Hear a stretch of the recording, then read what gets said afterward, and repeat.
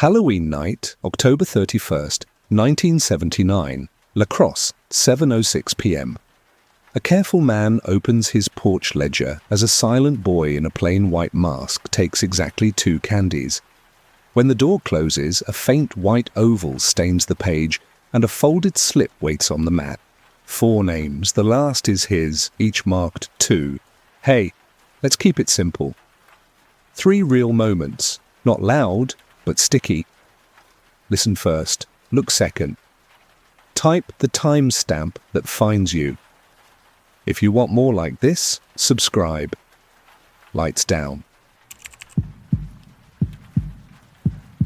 Halloween, 1979. A wet shine still clings to the sidewalks in La Crosse, and a small house with a steady porch light waits for the night to settle into its usual rhythm.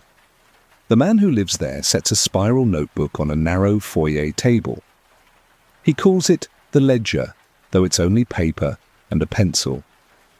He writes down simple things every year. First ring, last ring, a handful of details so calm they hardly count as stories. A cardboard robot, a crooked witch hat, candy brands marching down the page like quiet soldiers. The habit comforts him. It keeps the night square. The bell sounds, and the first kids of the evening come up the steps in a burst of plastic capes and shoe rubber. He opens the door with a smile already ready, says 2 warm lines he has used enough times to be soft at the edges, and lets the candy clink into open bags. Thank yous float away. He notes the time. He notes a costume that makes him grin. The little motions are easy. The porch light hums. Wind moves a single leaf to the mat, and it stops there like a guest. The bowl is full enough that he gives out 4 pieces at first. When the pile drops, he shifts to 2 without announcing it. He doesn't think of it as rationing. It is pacing, like breathing during a long walk. The pencil rests in the notebook's coil, shines a little in the light, and picks up again after each door closes. He isn't nervous. He's just a man who likes numbers that agree. A boy arrives alone, cape too long, pillowcase folded over one hand. The mask is plain, not a character, white and smooth, the eye holes round and clean. The boy doesn't speak, he simply holds the open bag, and the man says what he always says when the bowl is at the halfway mark. Take 2. The boy nods, takes exactly 2, and goes. The door closes on the small sound of the cape catching a step. Back at the table, the man sees a pale mark where his hand shouldn't have left one, a thin oval rubbed onto the paper, as if chalk brushed the page. He tries to wipe it with his thumb. It fades, but doesn't disappear. He writes the time and a small description he will recognize later. He doesn't underline anything, he doesn't circle, he just writes and turns the pencil away again. The hour runs on, 3 teenagers with jackets and grins, 2 little princesses holding each other's sleeves, a robot whose box corners tap the doorframe on the way out. He totals as he goes. Then something tiny stumbles in the math. The count in the bowl and the count on the page land a piece apart. It isn't dramatic. It's just wrong by the weight his hand feels. He tips the candy into a metal mixing bowl and counts by touch, 10 at a time. 72. The page suggests 73. He puts both numbers down and keeps going. Nights do this, he tells himself. Your head skips when the bell rings too often. A ring comes with no one on the step. Only laughter farther down the block and a plastic pumpkin bouncing against someone's knee. He's about to close the door when he notices a folded square near the threshold. The paper looks handled more than once, creased precisely as if a small ruler had been involved. He brings it inside, sets it by the ledger, and, without making a fuss about it in his own mind, washes his hands before he touches it again. He has always treated paper like a surface that remembers. He writes a short line in the ledger about the empty step and the found fold, then opens the square. Inside are 4 names in neat pencil. The first one belongs to the girl next door, 7 years old, blue coat with a missing button. The last line is his own name. He sits a fraction straighter when he sees it. A tiny 2 rests to the right of each name. Not a bold mark, a quiet one. He glances at the bowl without wanting to seem superstitious to himself. The count hasn't changed since he set it back down. He refolds the paper and places it under the notebook like you'd slip a leaf between pages you mean to find again. The bell rings. The plain white mask returns. Same cape, same stillness. The boy raises the bag. Without glancing down, he pinches 2 pieces from the top. Exactly the brand the man wrote first at the start of the page, the kind he always starts with because the wrappers stack neatly. The porch light makes the eyes of the mask look like they catch fire, but it's just reflection. The man thinks of asking where the mask came from. It looks hand-smoothed, not store-shiny. He lets the question pass. "Happy Halloween," he says, and the boy nods once and turns away. The foyer is ordinary again, a table, a notebook, a bowl. The folded paper is no longer beside the ledger. It isn't on the floor. It isn't in his cardigan pocket when he checks, embarrassed to be checking. The leaf sits in the spot where the paper was, held by a bit of damp like a small weight. A little after 9, the night thins. The porch light goes off with a careful twist. The lock slides. He carries the bowl to the kitchen and sets the ledger on the pantry shelf where the others live, thin spines of ordinary years. But he doesn't put it away yet. He opens to the inside back cover and writes the date. He adds a single, undecorated sentence to help his later self remember what the mind tries to smear smooth. Boy with white mask, twice, a folded paper with 4 names, the small 2s. He closes the notebook finally and lets it join its neighbours. The bowl stays uncovered on the counter. A lid feels like making a point, and he doesn't want to make any points. He rinses the mixing bowl he used for counting, dries it, slides it back where it belongs. The kitchen is quiet in the way rooms are when they've done their job and can go back to being rooms. He sleeps. In the morning, he will pour the leftovers into the glass jar that lives on the high shelf and feel, before he sees, the difference between the number his hands expect and the one that falls.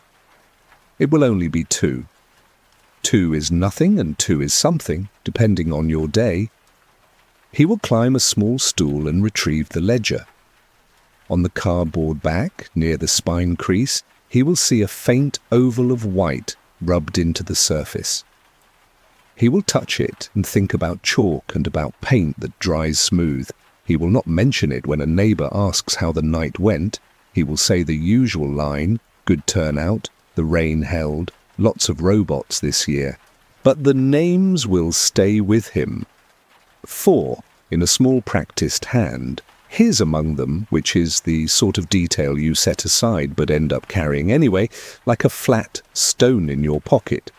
All evening he will try to pretend 2 means nothing more than what it meant at the door. 2 pieces per kid, because the bowl had to last. By late afternoon, he will feel a different meaning settling in. The quiet idea that on some nights, a number you trust might be balancing another number you don't get to see. And because he is careful, because he trusts paper more than memory, he will pull the ledger down again before dinner and write a second sentence below the first. If there was a list, it moved without me. Then he will shut the notebook and place it back between the years. When the pantry door closes, the house light will find the faint rub on the back once more. That oval of white that wasn't there yesterday. And the shape will look, just for a second, like a face leaning toward a page. Keep your shoulders down with me. Slow breath in. We're back on that block the morning after. Fog soft along the river. Pumpkins a little slumped like they slept funny. He's in the kitchen now, the same careful man, and this is small and ordinary, leftovers to the jar on the high shelf. You know the sound, candy on glass. Today it lands lighter than his hands expect. 2 small clinks short. You might shrug that off. He doesn't. Some people feel numbers the way other people feel weather. He rests his palm on the counter and lets his head catch up. No drama. Just a day that's carrying last night farther than it should. The ledger comes down to the table, spiral spine, cardboard back, and in this grey light the faint white oval he noticed before is brighter, like morning is the lamp that shows what night rubbed on. He opens to yesterday's page, reads his tidy date, the quiet line he added before bed, then closes the book and leaves it on the table instead of hiding it on the shelf. You know that move, when you're not done with a thought, but you're pretending to be. Step outside with him for a minute. The neighbourhood is good at following the calendar. Paper ghosts have slumped, but they're still trying. A plastic pitchfork waits to be put away by its tired devil. The damp leaf from last night is gone. The mat holds the lightest white suggestion where it laid. Nothing you'd notice unless your eyes are trained to tiny. The girl next door passes in her blue coat, Mom, steering the morning. A small wave. He asks the ritual question. Good haul? And the mother laughs about rationing sweets for breakfast. The girl adds, like kids do, a quiet boy had a white face. Mask, the mother corrects gently. Some kids just don't talk. The girl holds up 2 fingers without being asked. Keep that in your pocket. Back inside, the jar up on the high shelf where it always lives, the stool creaks the same way it has for years. Familiar noises are their own kind of medicine. He takes down a few older notebooks, 1978, 1977, 1996, not because he expects a revelation, but because courtesy demands you check when a pattern taps your window. October pages, same neat hand. First ring, 7:06. Again and again.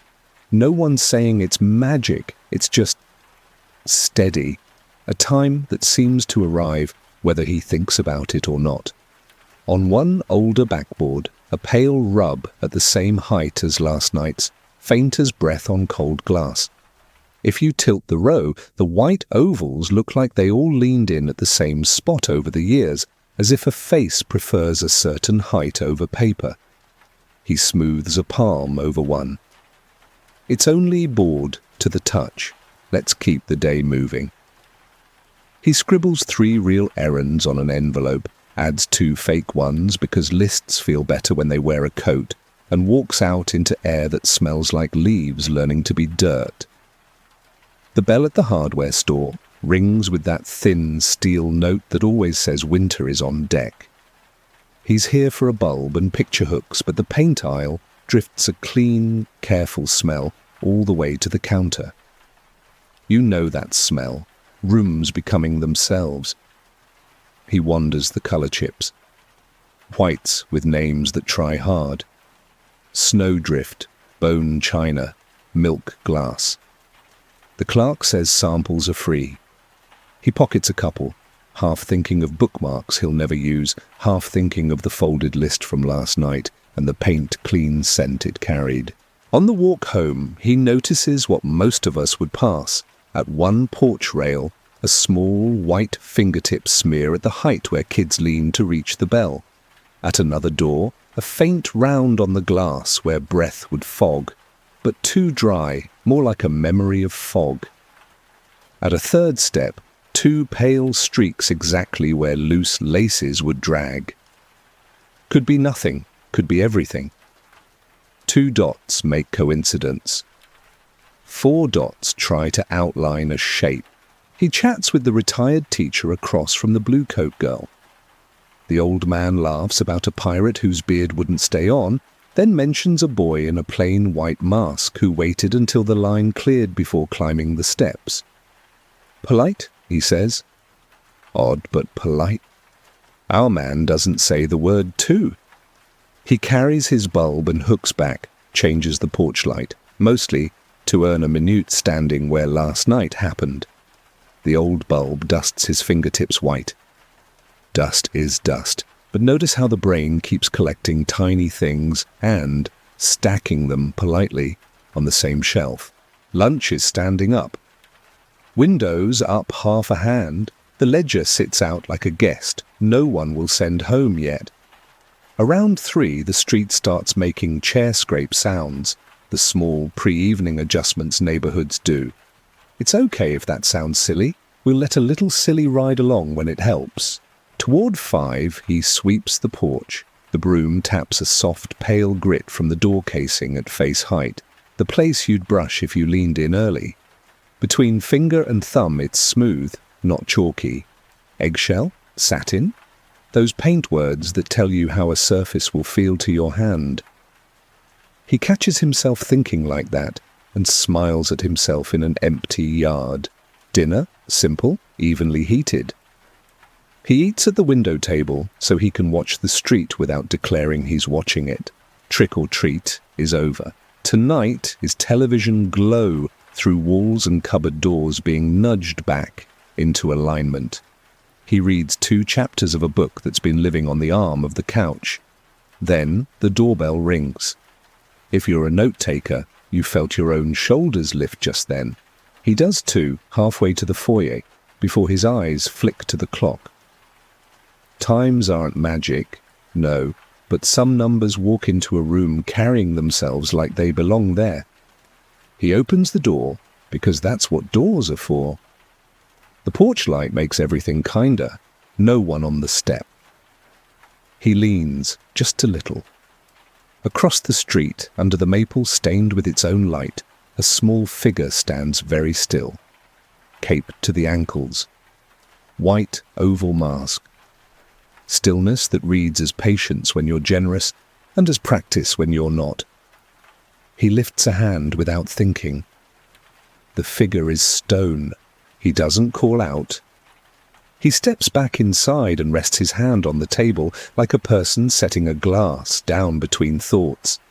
Fingers find 2 wrapped mints in his pocket, courtesy habits handed down by someone else's grandmother. Yes, it's a little funny to have candy in your pocket the night after the holiday. Funny is better than the other thing. He returns to the porch. Closer now, not a dart forward, a smooth subtraction of space. He offers the mints. For you, he says, the way you'd say it to a child who takes games seriously. A slight tilt of the white face like it's reading mood, then the tiniest nod. A gloved hand, cheap costume knit, reaches. 2 mints leave his palm. The figure never looks at what it takes, only at the giver, like permission is still part of the exchange. Then the bag lifts, a small gesture of repayment. You hear paper on paper and see the rectangle before he understands it. A paint sample card, colour bars stepping down through whites. The figure extends it. Fresh stores smell. Along the edge, 4 names in a tiny upright hand. First, the blue coat girl. Last, his own. Each followed by a quiet little 2. Down at the printed colour names, someone has underlined the whitest twice. The name is trying too hard and somehow perfect. Porchlight. He lets out a breath he didn't know he was keeping. The list the night took has come back, just wearing a different uniform. It doesn't bark. It reads like a rule. Clear, neat, polite. He looks up to say, thank you because please and thank you make rooms safer, and finds the figure 2 steps away already, angled as if the conversation has bowed and excused itself. Wait, he says. Not the kind of wait that demands answers. The kind that means you took a long time to arrive. Don't leave too fast. No pause. The figure goes down the steps without a lace drag sound. On the walk, cape and dark become one thing. The eye holes catch the porch light, 2 coins, then go dull as the figure slides into the yard's shadow, like a thought returning to wherever it belongs between visits. He turns the paint card over. The back is blank except for the feeling you get when paper remembers being leaned on. Minute pressure, sensed more than seen. He sets it on the same spot on the foyer table where last night's folded square rested and goes to the drawer for a clip. When he returns, the card is gone. Hold there with him. He doesn't lunge or shout or do anything a television man would do. He looks at the wood. In the card's place is a delicate smudge of graded white, as if a printer rolled a proof and forgot to wipe the plate. Bright at the top, stepping quieter, like snow where snow settles twice. He bends, yes, he actually bends to smell the table, and if you've ever done something that looks silly to anyone else but was exactly right for you, you're in good company. Paint is the kind of scent that makes you second-guess your own nose. The ledger sits beside the mark, still closed. The white oval on its back is stronger now, not darker, truer, the way a bruise darkens the wrong direction when a story insists on being a story.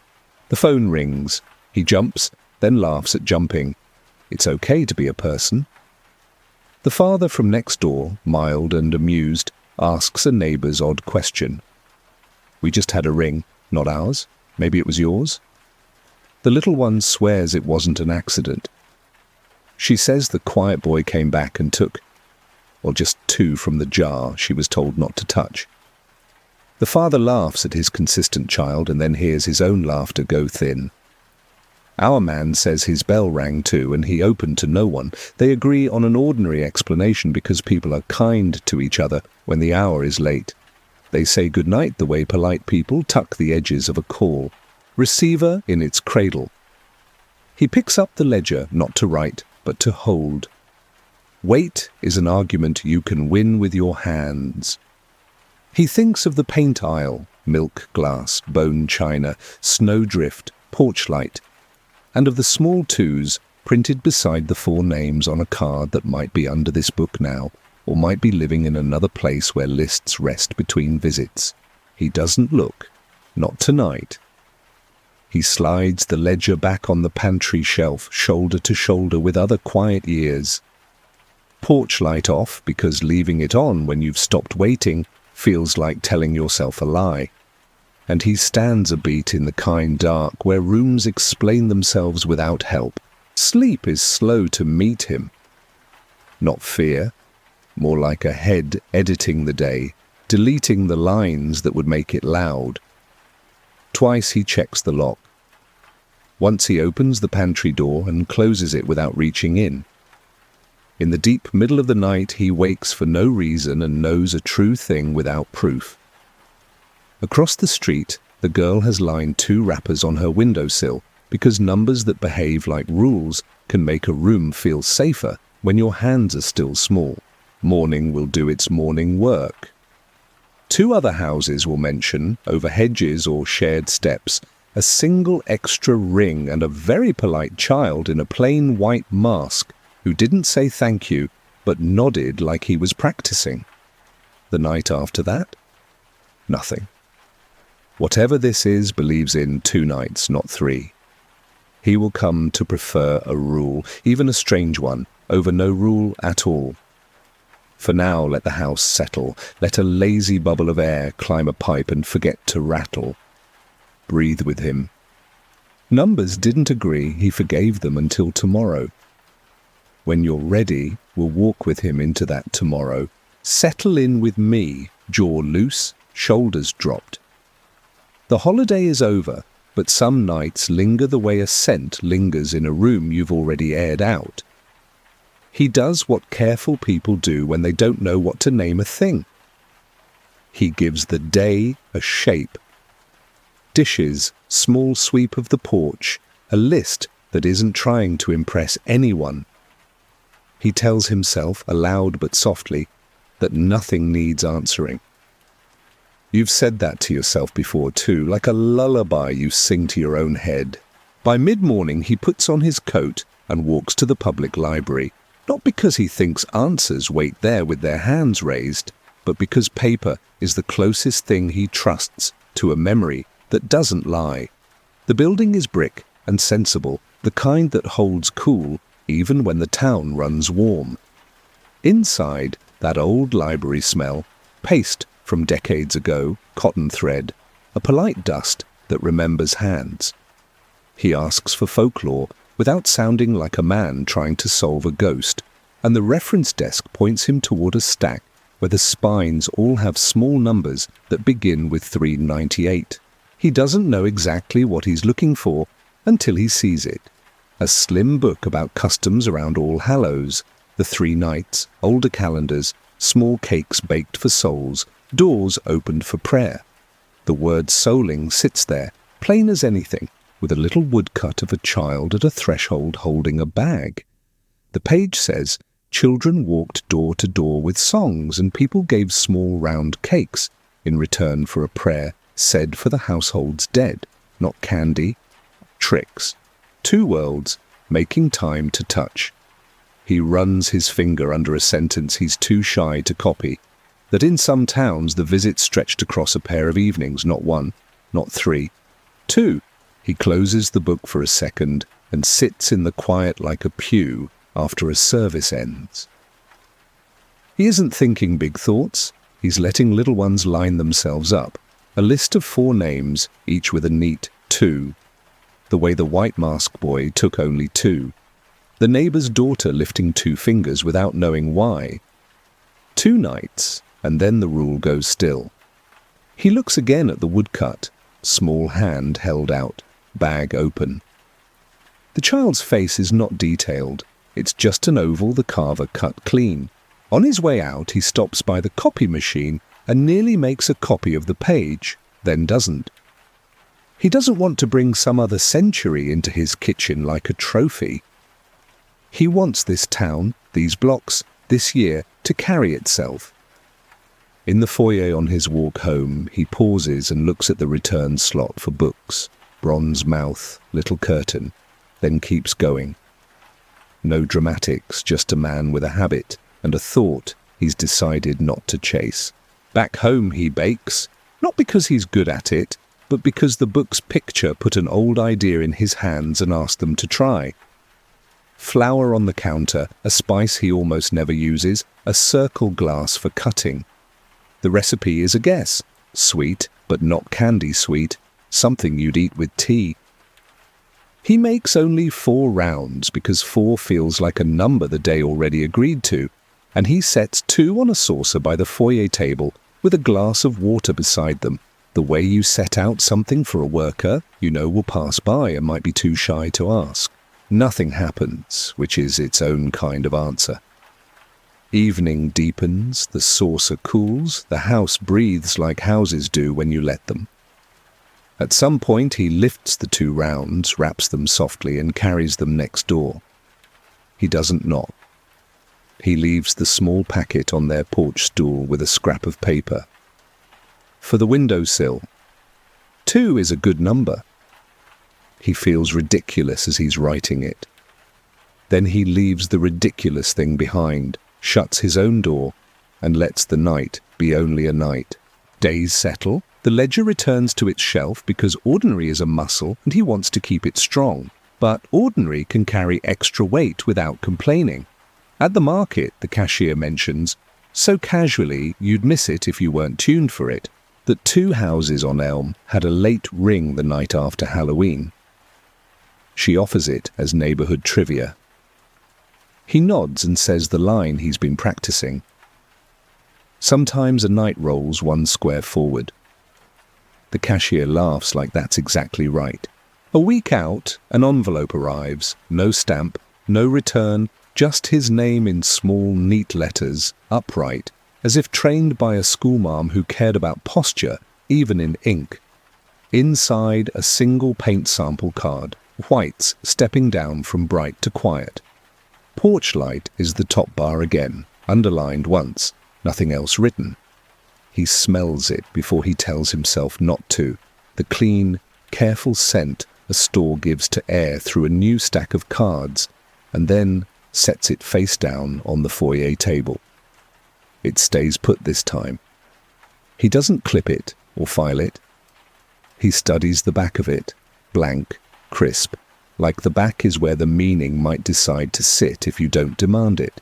All month small white shows up in small ways, a pale rub at the point where his coat brushes the door jamb, a faint half-moon on the pantry shelf, edge at the ledger's height, 2 tiny chalk-like dots on the kitchen tile that no one could have made with shoes. He wipes them without ceremony. He isn't collecting evidence. He's getting on with living beside a rule. The year turns the way years do when you let them. Snow comes and tidies the world into one idea. He shovels, he salts, his breath not, and vanishes above the scarf he never learned to wrap the way other men do. In February, he eats soup at the counter and listens to the boiler talk to itself 2 floors down. He thinks once about the boy in the white mask and wonders if white is a summer colour and winter feels like the inside of a pocket to him. Then he thinks better of imagining anyone that specifically and lets the thought go. Spring works the corners of everything loose. The porch boards swell and then quiet. The stool for the high shelf gets a new felt pad so it won't scratch the floor. He stands on it one afternoon to dust the pantry spines, and without deciding to, he opens 3 years at once to October. It calms him to see the handwriting lined up like tracks across time. This town, these nights, 7:06, like a tide that comes back. He thinks of telling someone, of saying out loud, "Do you know what time the first ring is most years?" And then doesn't. Some little facts do better, as a friendship between you and the page. By summer, he has almost convinced himself that whatever visited has finished its work and gone back to wherever rules live when they're not visiting. Then one hot night, when the windows are open because the heat has weighted the house and fans pretend they can lift it, he wakes to a sound that is only itself. The porch light's pull chain tapping the glass bulb once and then settling. It could be breeze, it could be nothing. He lies there with his eyes closed and counts to 2, because that is what this story has asked him to do when he reaches for a number. He doesn't get up. He lets the sound be a small thing that wanted to be heard once. Finally, October comes the way it always comes in towns like this. First as a smell, then as the way shadows learn to come earlier, then as pumpkins that sit in pairs on steps because pairs feel like company. The ledger returns to the foyer table, a week early this time. He doesn't make a ceremony of it. He puts it there the way you set out a pair of gloves before weather, so you don't forget. 2 days before Halloween, he walks to the little hardware store. He buys a fresh bulb even though the current one works, a roll of tape even though the last roll still has spine, and, because he cannot help himself, he wanders the paint aisle and pockets 2 sample cards with permission. He chooses the same ladder of whites he always chooses and a warmer ladder that tries to be cream instead of snow.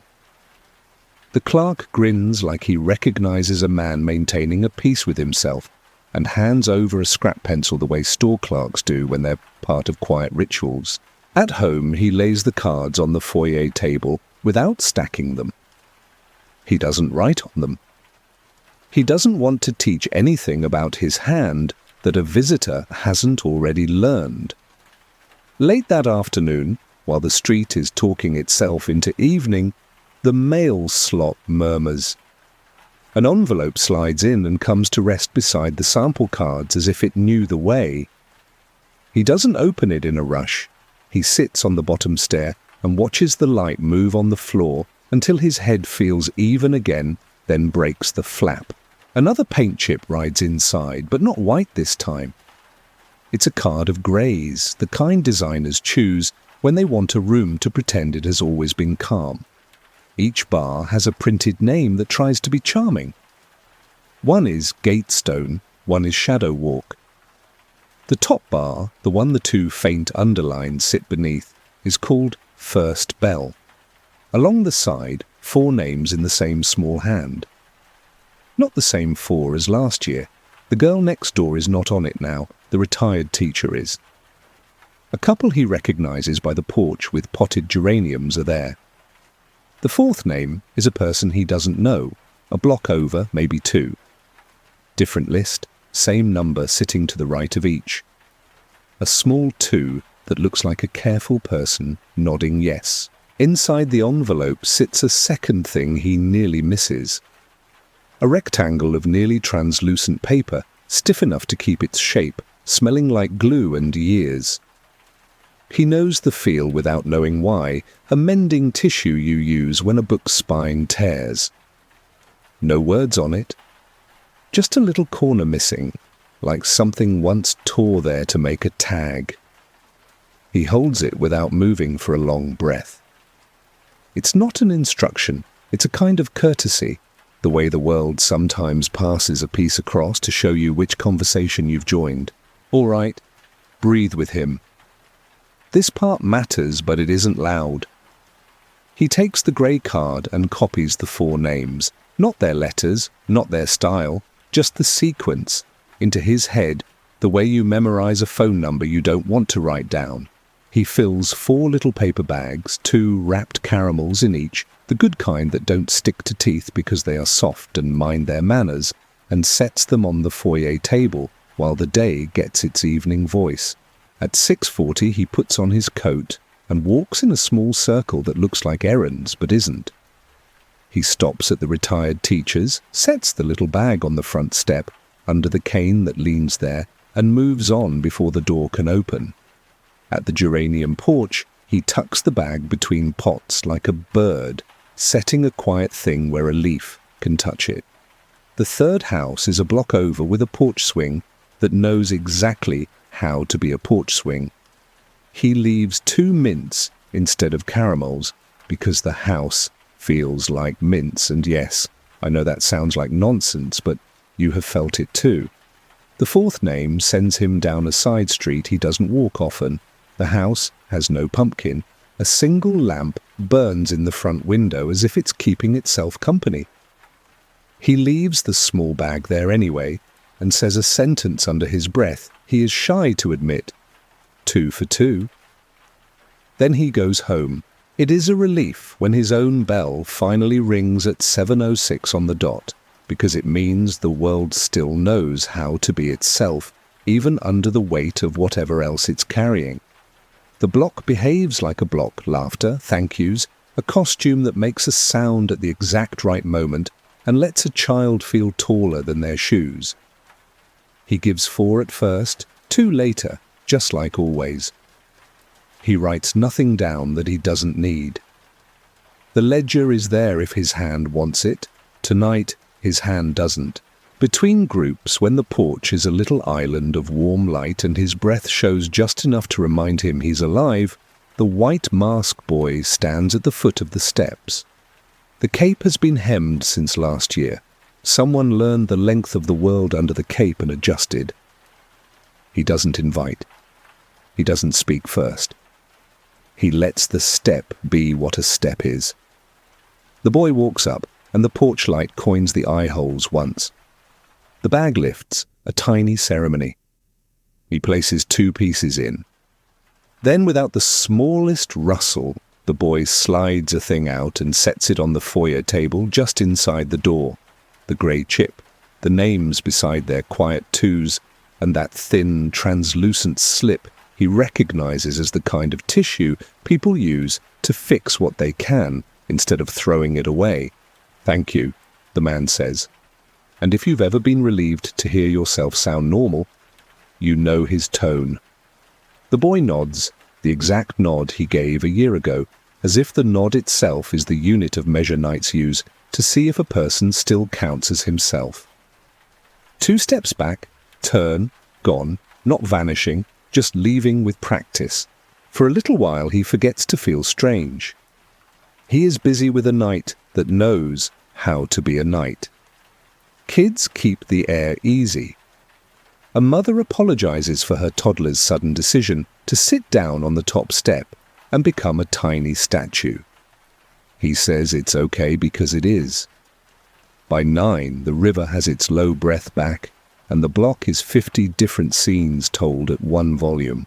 He closes up carefully. The house likes order, and so does he. The grey card on the foyer table looks the same as it did when it arrived. Names, neat twos, underlines. The mending tissue lies across it like a veil that won't stay. He doesn't clip it. He is afraid of holes you make in a thing you don't understand. He leaves it and goes to bed with his door a little more open than usual, the way you do when you want a tiny bit of hallway to borrow your sleep and help. Somewhere in the night, the exact hour doesn't matter. He wakes the way people wake when a house shifts its weight. He sits up because he's always been the kind of sleeper who answers when a building asks a question. The air has the feeling of paper turned and placed precisely on a table. He walks to the foyer, slow, so the floor can hear him coming. The grey card is where he left it. The mending tissue is gone.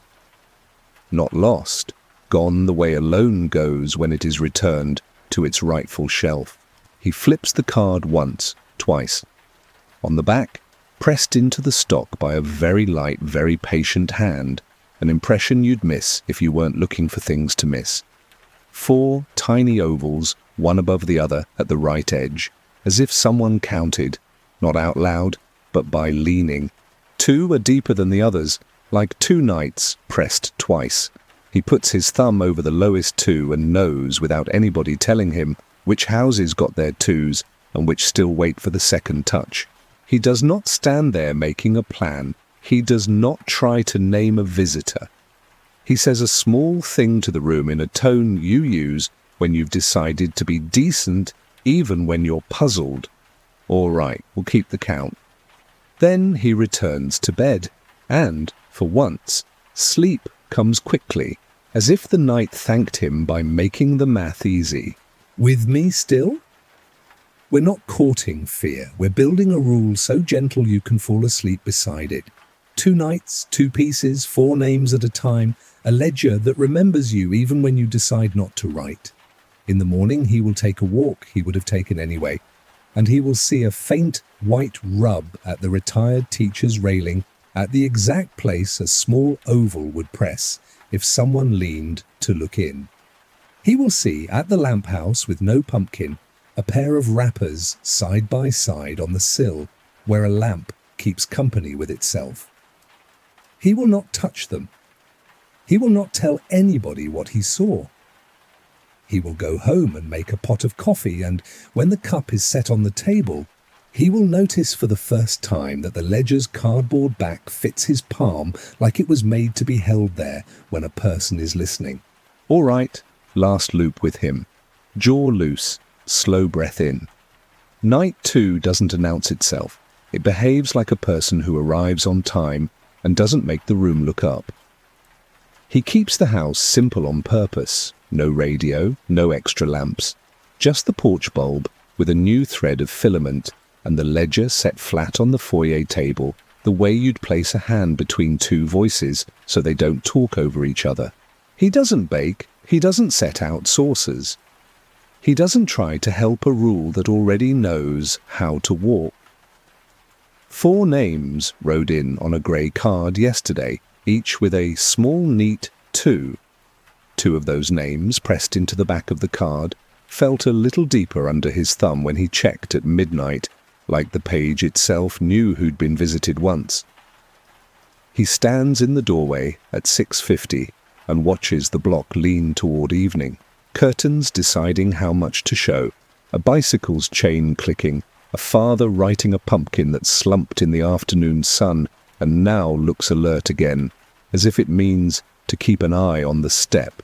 At 7:06, because the world is good at keeping its own time, a bell rings somewhere and then his, just once, polite, like a cue for everyone who needs one. He opens. No one on the step, which makes sense. His name isn't on this year's list. Across the street, the retired teacher's porch lamp lifts a small circle out of the grey. The cane that leans there leans the same way it always leans, angle practiced by years. He resists the habit of counting seconds. He lets the moment be a wide place in the road and then narrower again. A child's cape shows itself at the end of his walk. No drama, just fabric, deciding to be part of a person. White mask. Eye holes catching porch-light coins from every house that offers them. The figure doesn't turn in. It goes past with the unhurried steps of someone who already knows where he's going. Our man doesn't call out. He stands with his hand on the doorknob and watches the child turn up the retired teacher's path. No rustle, no fidget. The bag lifts. Whatever sits inside it isn't heavy enough to tug. He steps back into his hall and closes the door, like people close doors who were taught to be gentle with hinges. He waits without pacing. Waiting can be motionless and still count as a thing you do. When he opens again a minute later, the teacher's cane has changed hands, from leaning to the left to leaning to the right, small but tidy, as if a visitor reset the world by a finger width. He smiles to himself at how the mind loves a signature, even on a night that never says its name. He takes a short walk, because sometimes you don't find out what a town is doing unless you let it carry you along. The geranium porch smells faintly like dirt and old sun. 2 caramel wrappers sit side by side on the railing, not blown there, placed, edges touching as though a careful person aligned them with a ruler only he could see. At the swing house a block over, the swing's chain holds a pale rub. At the height a small hand would steady itself.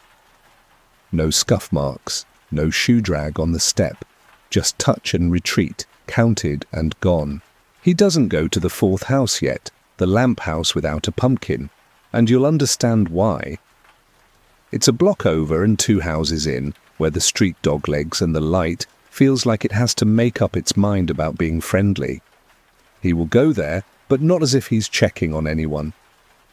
He will go the way you go to mail a letter, steady and unimportant, hands visible to yourself, so you remember you're not there to collect anything. Back home, the foyer holds still. He leaves the front door unlatched the way a stagehand leaves a curtain loose when a cue is due. The grey card rests where he set it.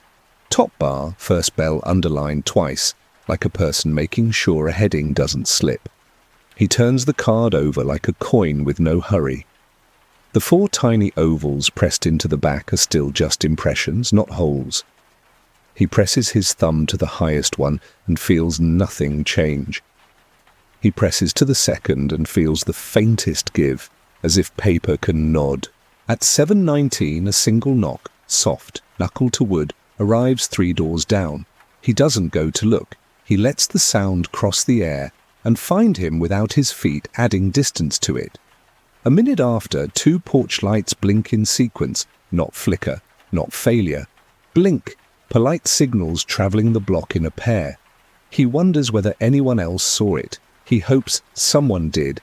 It's easier to keep a small rule when you know your neighbours can carry a corner of it too.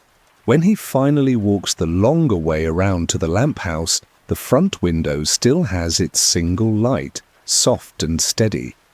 On the sill, 2 round candy circles sit cheek to cheek, not caramels, chalky mints, the kind that melt if you hold them too long, because they'd rather be air.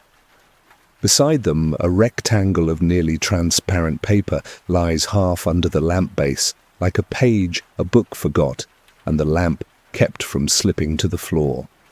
He doesn't touch it. He doesn't need to. The missing corner matches the memory in his hand of the mending tissue that rode in with the grey card. It's all one conversation. He adds nothing with his fingers. He lets the house and the visitor finish their sentence without him. Back on his porch, he straightens the mat because people in safe houses straighten mats. He closes the door, sets the chain, and stands with one hand on the ledger without opening it. The old habit wants lines and times. The newer habit wants to prove it can let a page stay blank and still call something kept. He chooses the newer. And now the night does the thing that makes you breathe easier. You see the end of the math before the last number is on the paper. By Etoile, the street is only ordinary. Laughter again. A parent hurrying a last piece into a pocket for tomorrow. The quiet boy has gone away from the sidewalks that write everything you do in water. If he returns, it will be because the year demands it, not because a person does. Our man washes a single glass and dries it. He winds a clock with a careful quarter turn that won't break a spring. He puts the grey card in the drawer where spare keys keep their patience, and he doesn't check if it will vanish, because tonight his job is to receive a rule, not interrogate it. Sleep comes in its sensible way. Nothing strange, no jerks awake, just the body trading places with the room, so each can hold the other for a while.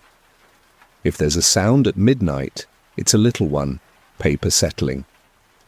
It could be the ledger leaning against its neighbour on the pantry shelf. It could be nothing at all that a person would bother to tell. Morning is the good kind. He boils water and lets the kettle breathe rather than scream. On the walk over to return the teacher's casserole dish from months ago, an errand genuinely due, not invented, he sees what the night finished without him. The cane is upright, not leaning. Inside, on a table just visible through lace, a book sits open with a line of tissue across its spine, mending tape pressed neat at either end. The old man is in his chair, head back, alive and adrift in a nap that looks like clouds. Our man tips a finger from his cap and moves on so as not to make a window ask a question of its own house. At the geranium porch, the wrappers are gone, and there's a short note in handwriting he recognizes from thank you notes after holidays. Formal, careful. 2 was exactly right. He doesn't knock. He leaves the dish and his feet make the sound of someone who learned early that good days keep their own balance if you let them. By lunchtime, the grey card has not moved from the drawer, which is the same as saying he didn't move it either. He takes it out, not to test it, but to put the year where it belongs. He prints 4 initials on the back in his own hand. No dates, no arrows, just letters that will mean what they need to mean when a later him looks, and pushes the card behind the ledger on the pantry shelf so the white backs ride together like a small book no one has to read. Here's where I want you to lean closer, just for a second, and then I'll let you sleep. Late that afternoon, the girl with the blue coat, older now by a year you can see, comes by with her mother. She has 2 tiny wrappers in her palm, flattened exactly the way a child flattens things that mattered. We kept them, she says, proud without needing a reason. The mother smiles the smile of a person who chooses to let the world have its odd corners. He shows the girl the ledger from a distance, just the outside, not the names because the book likes its own privacy, and says, "This is how I remember things when numbers are small." The girl nods like she already knows the rule. She sets her 2 wrappers on the table and aligns them edge to edge, and the small white oval rubbed into the ledger's back seems in that light to line up with the top edge of her little offering. Years do what years do. Some autumns his name appears on a card, some it doesn't. When it does, the bell rings twice across 2 nights, and a child with a white face takes exactly what the number says and leaves a mark only paper keeps forever. When it doesn't, he notices for others, quietly. The retired teacher goes one winter, the kind of going that looks like finishing a sentence you were always meant to finish.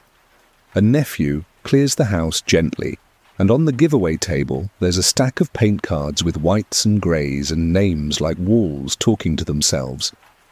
Our man takes one, porchlight out of respect, and slides it into the ledger to stand as a page break between years. He writes less and keeps more. That's what time does to some of us. At the front of the ledger, on the inside cover where no one writes until they mean it, he adds a single paragraph in small, straight letters, not a spell, not a warning, just instructions for a person who decides to be the person with the notebook after him. First ring. Most Halloweens arrives at 7:06. 4 names appear, sometimes yours, often not. 2 nights only. Offer small sweets, count quietly, don't chase, don't explain. If you receive a card, keep it with this book. If it disappears, let it. If you're on the list, leave the porch light on and say thank you even if no one stands there. This isn't about fear, it's about keeping the porch in order. He doesn't sign it. The ledger knows whose hand made the line. On his last Halloween in the house, he doesn't realize it is the last until spring tells him to move closer to family. He stands with the door at his back and the block in front of him and feels the exact weight a good night should carry. The girl with the blue coat is taller. She comes by with friends and does the small nod he's seen once before on a white mask. The geranium porch has been repainted. The colour is something between milk and early sun.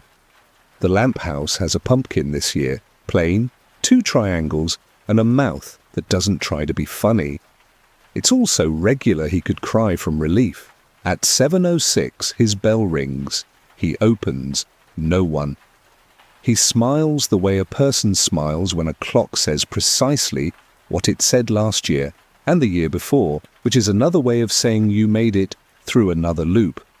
Across the street, the cane leans where a new owner set it by the door, and for a second the old angle returns, the same finger width for balance, the same quiet correction. He watches a cape pass, a white oval pause, a bag lift, 2 pieces, no rummaging, the nod, the turn, the leaving that isn't vanishing but practice.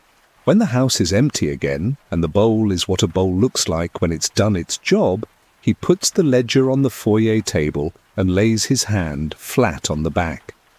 The rubbed oval fits his palm like someone designed it to keep him steady while he chooses the right last sentence. He opens to a fresh page, not to fill it, only to let the book breathe, and then closes it with a soft sound paper makes when paper agrees.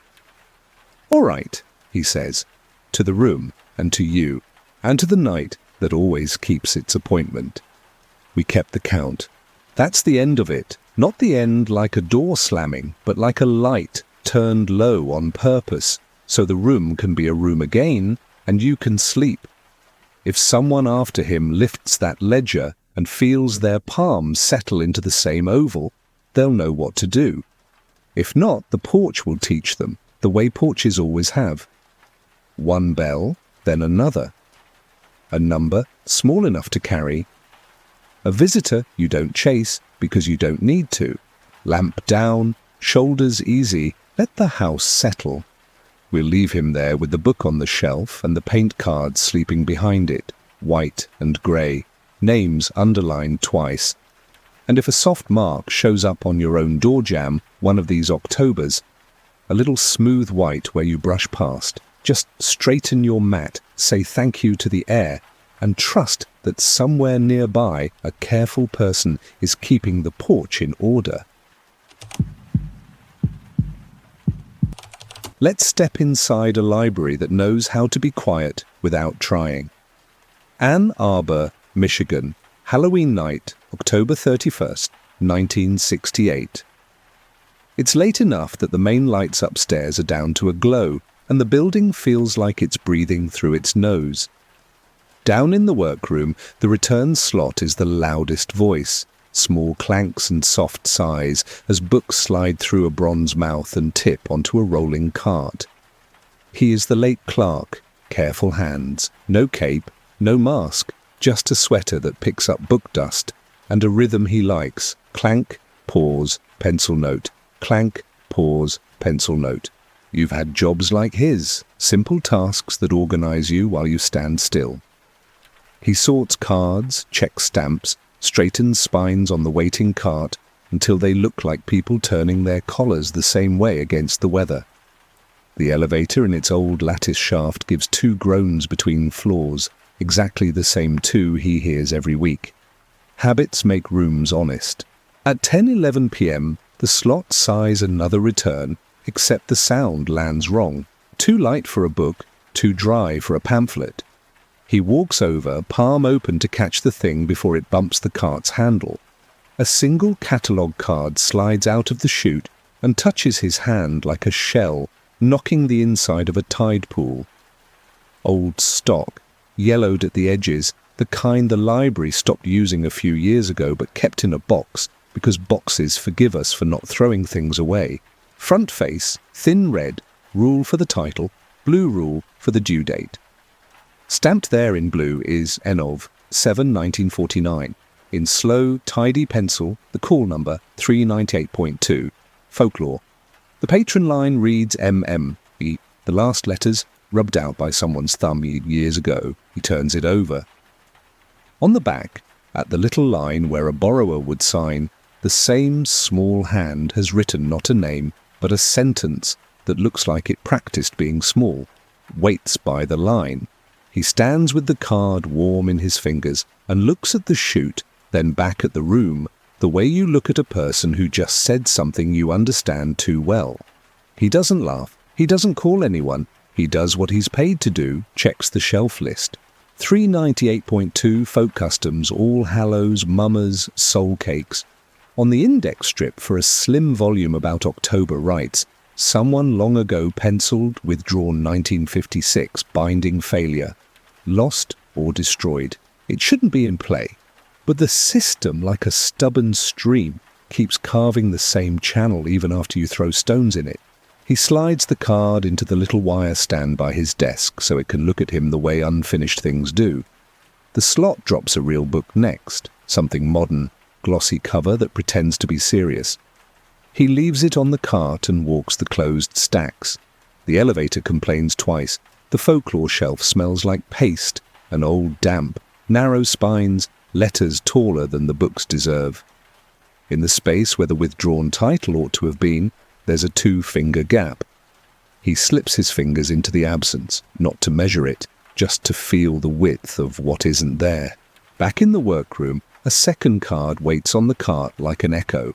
Same book, new date stamp, Nov 7/1951, and a different name trying to disguise the same hand. On the back, again the smallest line, waits by the line. He rests both cards together and runs a pencil's side across them, not to shade, not to reveal, just to hear how they rasp. Same weight, same pressure in the letters. Someone wrote carefully, the way a person writes when the page belongs to a system they respect. The building keeps its small noises. A page of yesterday's newspaper flips itself in the reading room upstairs. The elevator gate clicks as cooling metal remembers to shorten by a hair. Heat hums along pipes and is forgiven for being late to the back corner by the map cabinet. He writes the times on a scrap, the way the brain begs for a ladder whenever the floor says, "Don't worry about it," and keeps sorting. At 10:29, the slot clanks and gives him an object that isn't a library thing at all, a square of almost transparent paper folded twice. He recognizes the feel before he unfolds it, mending tissue, the kind they use to repair the spine of a book instead of giving up on it. The square smells like paste and the ghost of someone's hand soap. Inside, a soft pencil tracing, nothing fancy, just the outline of the return slot's mouth with a short, patient line drawn along the lower lip. In a small note under the line that waits. He sets the tissue beside the 2 old cards like a trio that meant to arrive together and lost a step. He thinks about calling the night manager. He even pictures the man's face, the way it would tilt toward skepticism and then toward boredom. But there's no alarm here, just the shape of a message choosing the only language a building understands. He takes the elevator up to the ground floor and walks the front desk the way security does when they don't want to be security. Soft shoes, hand near the rail. The main doors are locked. The glass shows empty streets and 2 late kids in capes practicing being brave by pressing their faces to their own reflections before they run home. The lobby clock nudges the minute hand one tooth, and 10:45 fits itself into the room. He doesn't look for ghosts. He looks for lines. You know how to do that too. Train tracks, cue ropes, chalk on gym floors, rules that make groups behave. Every library has lines that don't show. This one has more than most. He stands by the return slot and presses the flap with 2 fingers so it mouths open and shut. The hinge clicks the same way the elevator gate clicks. He touches the bottom lip. The bronze is cool and shows a polish the rest of the plate lacks, a sheen that happens when hands who aren't supposed to touch do anyway. Back downstairs, he writes his name on his scrap, the time beside it, the 3 small words that feel like the phrase of the night now. Waits by line. He doesn't believe in writing something 3 times to give it power. He believes in writing it 3 times so he won't insult it by forgetting. At 11, he does the closing round. The copy room's lights go out with that slight flash of a tube failing upward. He flips the switch for the sorter. Silence expands like cotton in the ear. The desk's little brass lamp is last. He switches it off, and the room turns into a deeper, kinder dark. He reaches for the cards to file them in a folder labelled Oddities, a private joke that has never had anything in it, and stops. The withdrawn title sits on the workroom desk. It doesn't arrive, it isn't placed.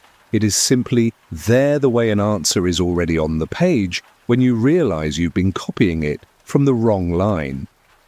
Slim, cloth fraying at the crown and tail, a temporary mend across the spine, the exact tissue he held, applied in a neat band with the little corner missing where someone once tore a tag. He doesn't move for a breath. Then he opens the front cover and slides a fingertip under the envelope for the pocket cards. There's no envelope. This book is old enough to have a slit pocket pasted from a time before they chose envelopes. Tucked inside are the 2 cards that came through the chute. No yellow now, no rub. Clean as if they had just been written. The due date box shows tonight's date stamped in a blue no one uses here anymore. On the signature line, the same small hand hasn't signed at all. It has written a direction, leave it by the line. He sets the book on a metal bookend by the return slot upstairs. Nothing dramatic, just literal obedience. And sits on the edge of the front desk stool because knees are allowed to think. The lobby clock's second hand ticks across 11:02 and drags. You've seen that pause before when a clock struggles between seconds like it's lifting one more box than it promised. At 11:03 p.m., the building makes a sound that doesn't belong to plumbing or heat. The little brass flap on the return slot breathes once. In, out. The book sits where he left it. The pocket is empty. He doesn't touch it yet. He waits 1 full minute like you do when a bridge says single lane and you prefer to be sure. The minute passes. The feeling of a room returning to itself is a real feeling. This one does. He picks the book up. The mending tissue whispers the way long paper whispers when you ask it to carry a weight it was built to carry. He returns to the stacks.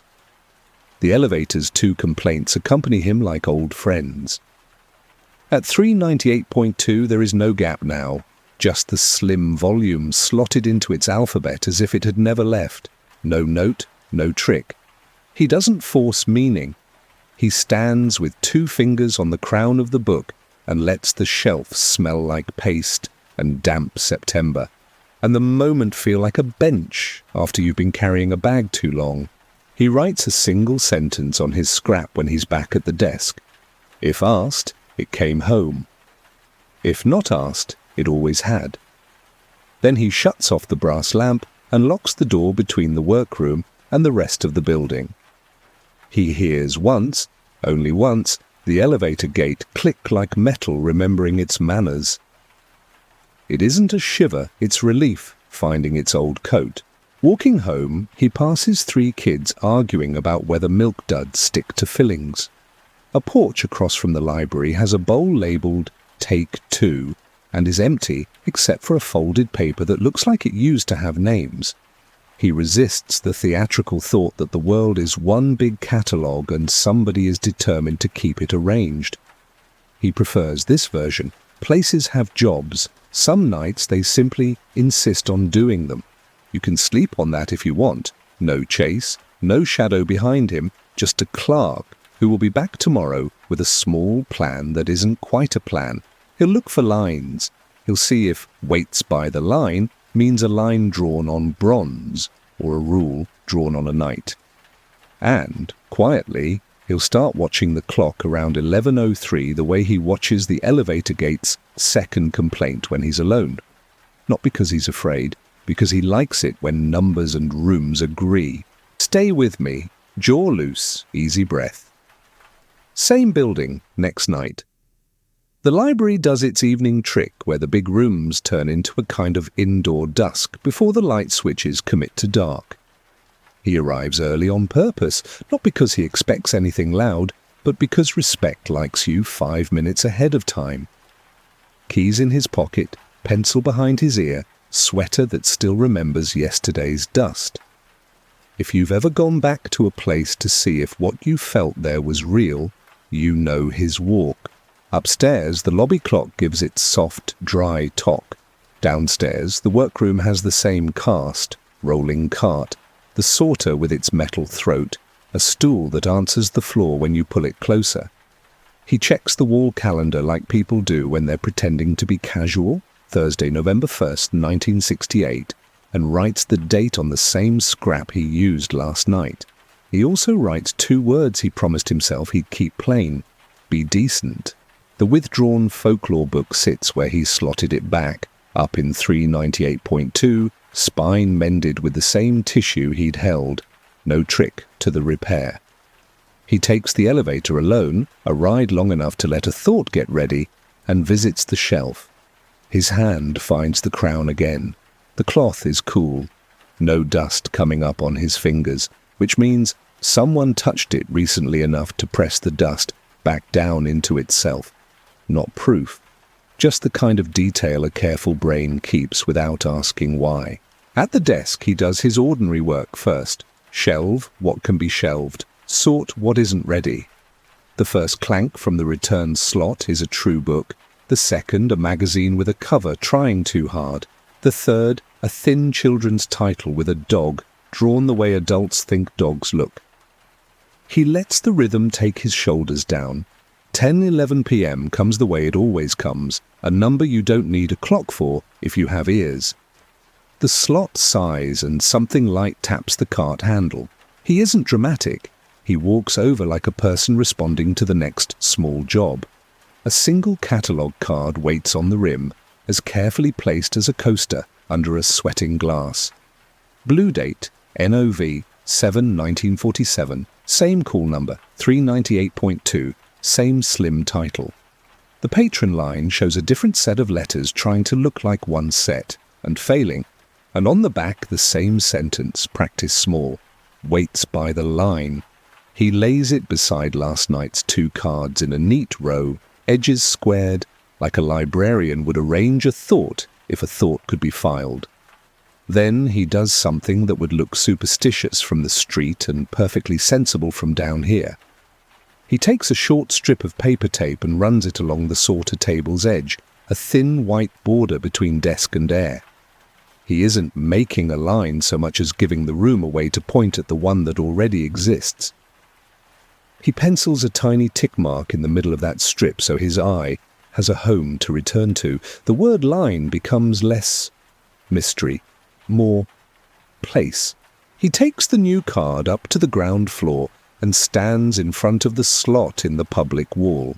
He checks the lip again. The bronze shows that gentle, worn polish where hands are with or without permission.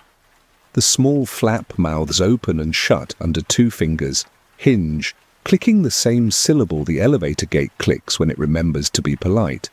He holds the card a moment longer than necessary, the way you hold a word on your tongue to hear its shape, then tucks it into his shirt pocket and returns to the desk. Nothing for a while. Stacks give back the tiny noises they always give back. Cloth covers whisper under other cloth covers. The building exhales old heat. He does the job. The room likes him for it. Before 10:30, the chute offers a folded transparency again. Mending tissue, square, no writing. He flattens it with the back of his hand, palm wide, like he's smoothing a wrinkled thought. The smell is glue and a hint of somebody's soap, same as last night. He takes a pencil and, quietly, as if the page could bruise, writes in the corner, "Thank you." Not a question. Just decency, the thing he wrote on his scrap to remind himself what kind of person he'd rather be if the night is listening. He leaves the tissue by the edge of the white tape line, the pencil tick dead center, and sits. A minute passes. 2. Nothing dramatic happens. This is not that kind of story. He files 2 more children's books and a fractured atlas that keeps shedding New Hampshire. He thinks about the phrase on the cards, waits by the line, and how libraries are held together by lines nobody points at. The dumbwaiter's cable lives in a strait that keeps the floor honest. The shelf lists are lines of letters that keep books from losing each other. The reference desk has a line of tape behind it where patrons wait when the desk person says, "I'll be right with you." He has never loved ropes, but he trusts lines. So, he tries an experiment small enough not to insult the building. He rolls the cart to the slot room and parks it so the cart's side sits exactly against the white tape's tick mark. Then he wheels it back again, just to show the room he understands the gesture. He doesn't expect applause, he expects nothing, which is the most courteous expectation for a place that has already done you a favor. Upstairs, the lobby clock says 10:45 with a shrug. He walks the floor. At the desk, the bell that patrons touch when they can't find anyone sits under a sign that says "ring once." He thinks about that. How a rule becomes a kindness if you phrase it right.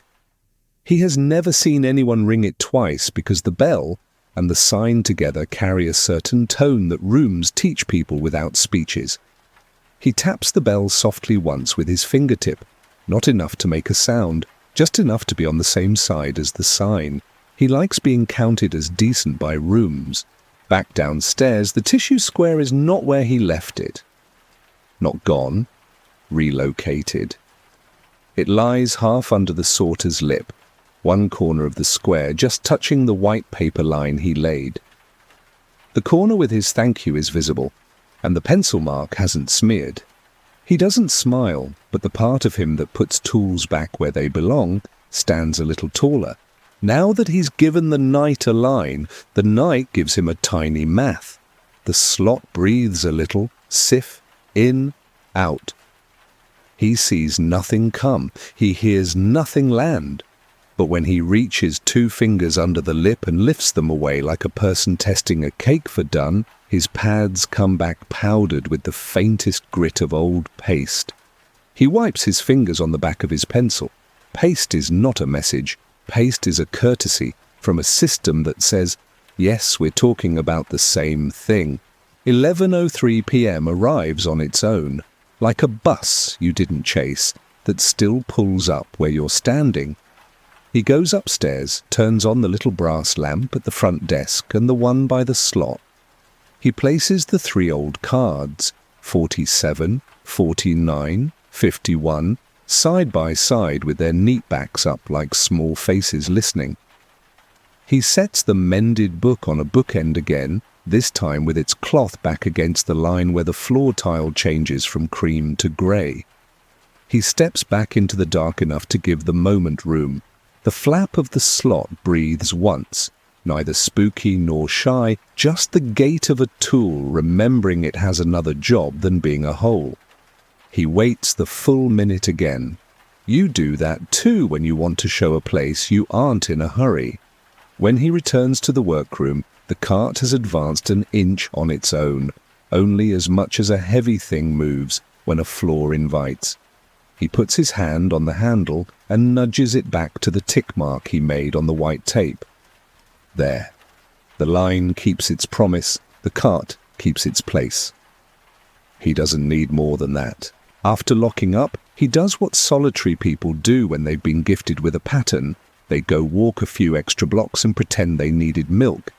The streets have their after-carnival look, paper bits, a dropped mask with strings still knotted, chalk faint near a schoolyard, where earlier a teacher let children draw skeletons on asphalt and then made them wash their hands twice. Near the library steps he passes a little boy with a cheap plastic scythe and a girl with cat ears who are telling each other, seriously, that the library is full of ghosts. He keeps going because adults in sweaters are better off not correcting things that help children get home brave. At his apartment, he draws a short, light pencil line on the inside of his own door jamb. Just a mark at knee height, nothing to trip over. He knows it's silly. He does it anyway. You've made your own private rituals too. Tape on a plug so you know which cord is which. Chalk under a rug so the rug remembers where to stop. He sleeps. Morning brings ordinary sun and a bus that apologizes for being late with its brakes. He buys a glue eraser from the office supply across the street and a new pencil whose wood still smells like the part of a tree the air misses when you cut it. He returns to the building early and walks the public floor before anyone arrives. The white tile ends and the grey begins exactly where he left the book last night, as if the floor itself were a card catalogue drawer that somebody finally pushed all the way in. He opens the folklore book and studies it the way he would study a person who once embarrassed him and then made it right. Past the woodcuts, past the old type, there's a place near the back where the paper is thinner than the rest. He holds that page to the light. A line, so faint you could insult it by calling it a line, runs across the leaf exactly where a pocket would be pasted in newer books. No writing, just a crease left by a habit the book once had. He doesn't have to name it. The book already did. The shift begins. He does his work. At lunch, he sits on the steps of the side entrance, where staff keep their cigarettes in summers and their thermoses in falls. Across the street, a new painted stripe runs along the curb, where a delivery driver asked the city for 15 minutes of red. He thinks how every town is a handwriting lesson in white and yellow and red. Lines tell heavy things where to stand. The second night includes one new detail and nothing loud. At 10:11 the slot kisses out a fourth card, Nov 7, 1953, and the same hand wrote the same small sentence on the back. Waits by the line. He adds it to the row, squares the edges, and feels, for a beat, like this is less a haunting than a system finishing paperwork. It never got to file. He finds a way to say thank you without being a person who drops notes in places notes don't belong. He takes the mending tissue from last night and cuts a thinner ribbon from its edge, the kind bindery staff use to secure a hinge for a day while paste learns to grip. He lays that ribbon over the white tape line right on his tick. He presses with his thumb, then lifts it. The ribbon stays. The gesture says, I know what a hinge looks like. The building doesn't owe him a reply. It gives him one anyway. The elevator, uncalled, descends one floor and stops. No bell. Just the quiet of a machine changing its mind in a polite way. He watches 11:03 from the public side tonight, on the long bench opposite the slot. The brass lamp throws a soft cone that a moth would like if any had found their way in. He sits with his hands folded like a borrowing patron, waiting for a friend. He does not expect the flap to move. It moves anyway, just once. A book does not arrive. He's fine with that. He is here for the line. On his way out at 11:30, he passes the copy machine in the foyer and feels foolish for what he's about to do. He sets the 3 oldest cards on the glass, dates showing, and copies them at 80%, because 80% leaves margins the machine likes. The new paper smells like toner, not paste. but that's fine. It's still paper. He folds the copy once and tucks it into his wallet behind his bus pass. Not trophies, just a way to carry the shape of the thought when he's away from the stacks. Outside, the air has that November honesty to it where your breath says, "Remember your coat next time." At his door at home, he glances at the knee-high pencil tick he drew. He is not disappointed to find nothing new there. He did not ask for anything there. He opens the door. Sleep comes quicker because the work of the night was small and finished. A few days move like decent paragraphs. Sunday, November the 3rd, the city puts up temporary ropes in front of the library for a reading by a poet who looks too young to be famous and too tired to be anything but. The ropes make a curving line that pleases him more than a straight would. Curves tell crowds how to behave without making anyone feel bossed. On Monday, November 4th, he discovers a habit he didn't know he had. He glances at the lobby clock at 11:03, even when he's not alone. The building looks back in the way buildings do, all at once and not at all. On Tuesday, November 5th, in the late afternoon, while the windows still hold clean light, a child presses the bell twice at the front desk. The child hears his own misstep and flushes. Our clerk smiles and says, "Once is enough," not correcting, inviting. The child looks relieved to have joined the building's tone. He likes that, the way kindness can be a line too if you keep it consistent. Wednesday, November 6th, he writes the date on the scrap and draws a gentle box around N07, because boxes, like lines, keep things from sliding off tables. He doesn't tell anyone at dinner that he's looking forward to a due date. He eats casseroles and nods at stories and makes the noise adults make when other adults say, "We should get together more often." He leaves early without calling it early. Night shift, same sweater, a fresh pencil that wants its own sharpener.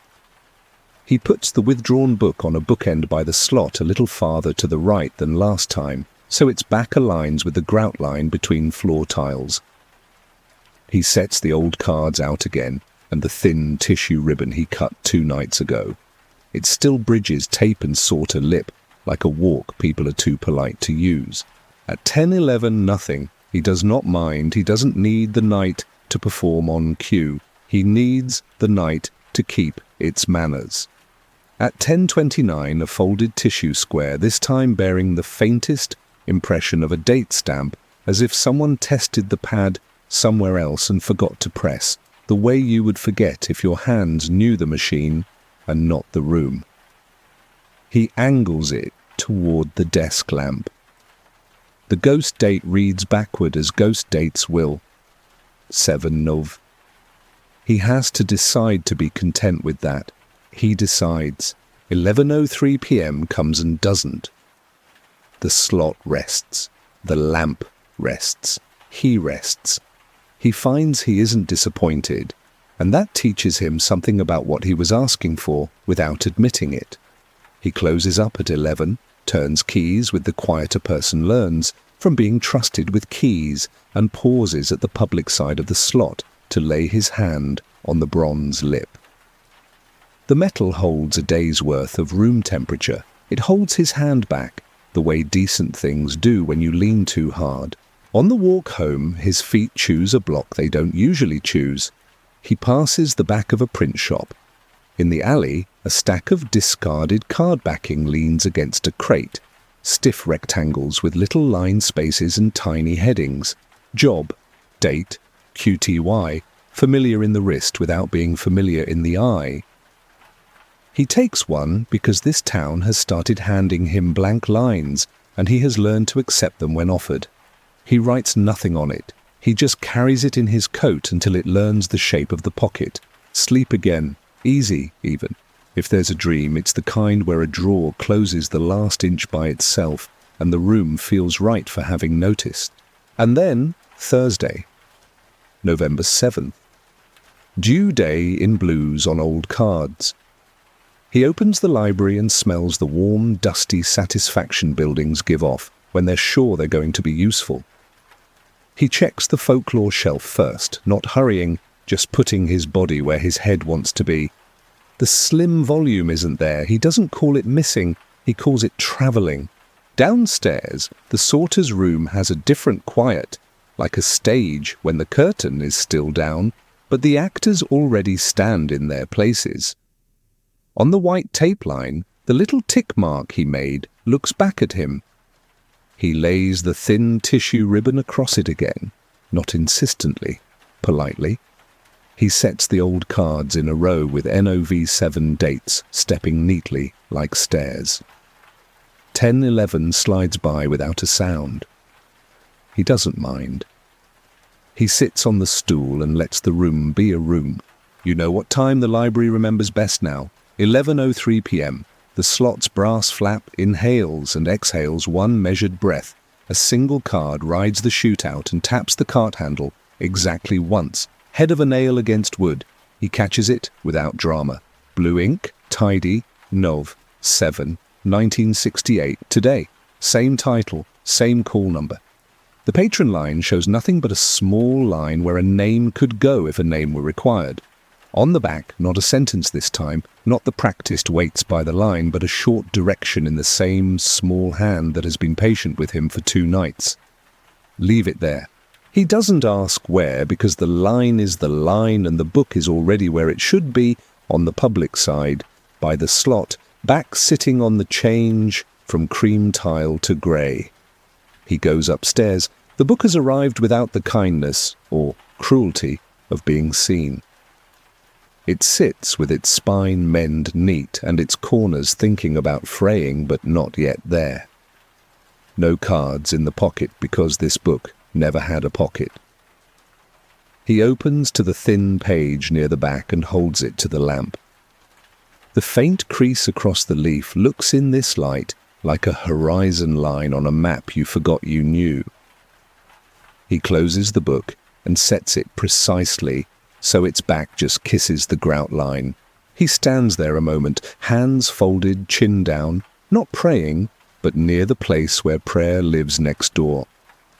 And then he does the simplest thing in the world. He leaves the book by the line and he goes home. For tonight, you're allowed to sleep on. A neat blue NOV7, a thin ribbon of mending tissue that keeps inventing ways to be kind, and a man who decided a system might be believing in him as much as he believes in it. Can you feel how the November light has rinsed everything clean? The way paper looks after rain? The brick holds a little night cold like a book accidentally left on a windowsill. He slips in through the staff door with the quieter place reserves for people it knows. Do you know that feeling? When a building recognizes your footstep before you've turned the key, keys click in his pocket. The sweater he's worn all week remembers dust and paste. Upstairs, the lobby clock offers its small, dry talk, a sound that never hurries anyone but never lets the room drift. Downstairs, the sorter room waits like a patient tool, cart squared to the wall, metal throat of the chute wiped clean. The thin white tape he ran along the table edge yesterday is still crisp. That tiny pencil tick in the middle looks almost like a pulse. Does a line have a heartbeat if enough people trust it? He checks folklore first, pretending he isn't. Are you like that too, walking past the thing you care about and calling it coincidence when your hand already knows where to go? 398.2 is a run of thin spines that smell like old paste and autumn. There's the slim volume again, back set right on the grout seam, the mend across its spine lying polite as a ribbon taught to behave. He sets 2 fingers on its crown, not claiming, just greeting. There you are, he says, like he's telling himself a truth he means to keep. What small object do you touch for reassurance without explaining why? Day staff filter in with coat wool and thermos steam. Mrs. Driscoll, from circulation, grey cardigan, good shoes, voice that rooms respect, passes him by the basement stairs and tips her chin toward the bindery sink. That's all. No wink, no note. If you get a minute, she says, old manuals in the cupboard. Isn't that how important sentences arrive, in a tone that refuses to make a spectacle of itself? He does his ordinary rounds first. Isn't that its own gratitude, doing the work before the wonder? The slot coughs 2 true books and a magazine with a serious cover that pretends to be heavier than it is. He squares a shelf so the spines agree with each other, and while his hands are busy, his head carries one clean thread. Lunch finds him on the bottom step of the service stair with the thermos lid as a cup. The bindery cupboard smells like paste and towels that forgot summer. Inside, 3 fat binders with cloth tape on their backs. Circulation, 1939. Catalogue, 1941. Emergency, 1945. He pulls the first. The paper is onion skin thin. It whispers when you turn it, like pages talking to each other. Do you love that sound the way I do? After hours courtesy returns. Barely a paragraph. No flourish, just a sentence that knows its job. When the desk is unattended and the building is locked, patrons may leave borrowed materials by the return line. Staff shall retrieve items at first light. If asked, it came home. If not asked, it always had. He reads it again, and once more, lower, as if breath might help the ink cure. Have you ever found a rule that felt like you'd been following it your whole life without the words? Next page. Repair protocol, temporary. A neat little drawing shows a narrow ribbon of tissue across a spine pressed under a waxed strip. Under it, do not over-adhere. Let the paper remember its own strength. Isn't that a kind instruction, not just for books? He smiles without meaning to. Is there a better prayer than one your hands can actually do? He returns the binder carefully, as if a page might bruise, and gets on with the day. By closing, patrons stream out in their ordinary ways. The Atlas man who travels continents and never lands on his own town. The student who leaves such faint pencil numbers in margins that the page looks like it's thinking. The kid who counts the fish in the stairwell mural and accepts the new total as gospel. Do you have your own ritual you let a building keep for you? He locks the public doors, dims lights in steps so the rooms don't startle, and goes back down to the sorter table. He lays his palm flat, not to summon anything, just to place a living weight on the edge of a task. No ceremony tonight. He mends 2 children's spines by the drawing's rules: brush, hinge, breathe, press. The air takes on that loamy paste smell that reminds paper it used to be plant. What smell tells you that you are doing the right small work? At 10:11 the slot gives that soft exhale and lays a card on the cart's handle, light as a moth. Enove 7/1945. Same call number.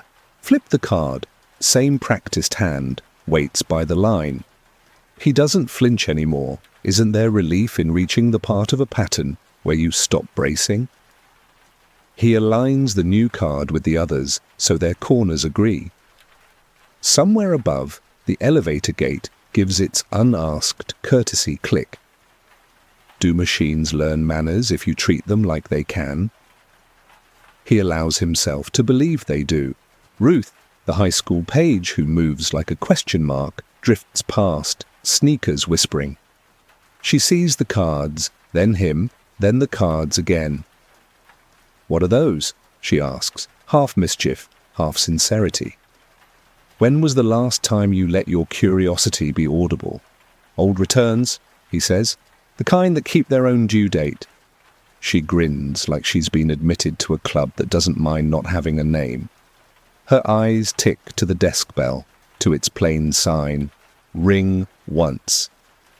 Good rule, she says, and walks on, already keeping it. He makes one loop upstairs because aisles are easiest to think in. In periodicals, an open magazine shows a rope line, people holding on, faces blurred into purpose. Don't you love how lines can keep us in order and give us a place to stand together? Maybe this library's line is both. Back in the sorter room, the tissue ribbon laid across the white tape has inched toward the throat as if brushed by a sleeve no one wore. He presses it back with 2 fingers. I know, he says softly. Do you talk to objects when you've decided you trust them? By 10:45, heat finds its route through the pipes. The inside phone rings once and stops, a shy ring you're allowed to ignore. He does. He checks his scrap, the dates, 45, 47, 49, 51, 53, make a small staircase, not complete, but enough to climb. Must a pattern give you every step, or is it kinder when it lets you lift your foot and decide? At 11:03, this building keeps its appointments. The brass flap breathes a single measured breath. He doesn't rush to the public side. Why hurry something that's already agreed to meet you? When he does step up, the folklore book waits where the grout changes colour. He lifts to the thin page near the back. The faint crease has deepened one hair. Isn't that how habits take? Not loud, just steadier, hands like his need occupation to stay decent. He returns to the bindery cupboard and finds 3 index cards clipped together with a paperclip the colour of dried tea. The handwriting slants right, letters leave a polite distance between themselves. Pilot policy, Mrs. Marion M.T., adopted 1939, language to keep. Tucked behind, a staff photo, 30 people on stone steps, 2 rows seated, 2 standing. He finds a woman in a dark dress, grin brighter than official paper prefers. MMA. Does it matter if she is the same MM or who signed a borrower line 2 decades earlier? Or is it enough that someone like her taught a building how to speak gently? He doesn't hunt proof. He puts the photo back exactly where it slept. Before he closes the cupboard, he returns the sentence to the air, like shelving a book. Language to keep. What sentence would you be proud to leave behind in a room where you once worked? 2 soft knocks from the vestibule, neither urgent nor afraid. He unlocks the interior door. A woman in a raincoat stands holding a paper bag. In her hair, the kind of damp mist that never makes the forecast. Closed, I know, she says, with that grateful, embarrassed laugh. My mother always said, leave it by the line if we were late. She lifts the bag. The dog chewed the cover. I mended it. He doesn't take it. He gestures open-palmed, the way decent rooms gesture, right this way. She slides the book through the slot. The flap breathes once. He thanks her, not for the return, but for using the line. Do you hear the difference the way she does? Oh, she says softly, surprised into relief. You keep it. We keep it, he answers. And in that we, a whole building stands up a little straighter. Back downstairs he checks the mend. Small stitches.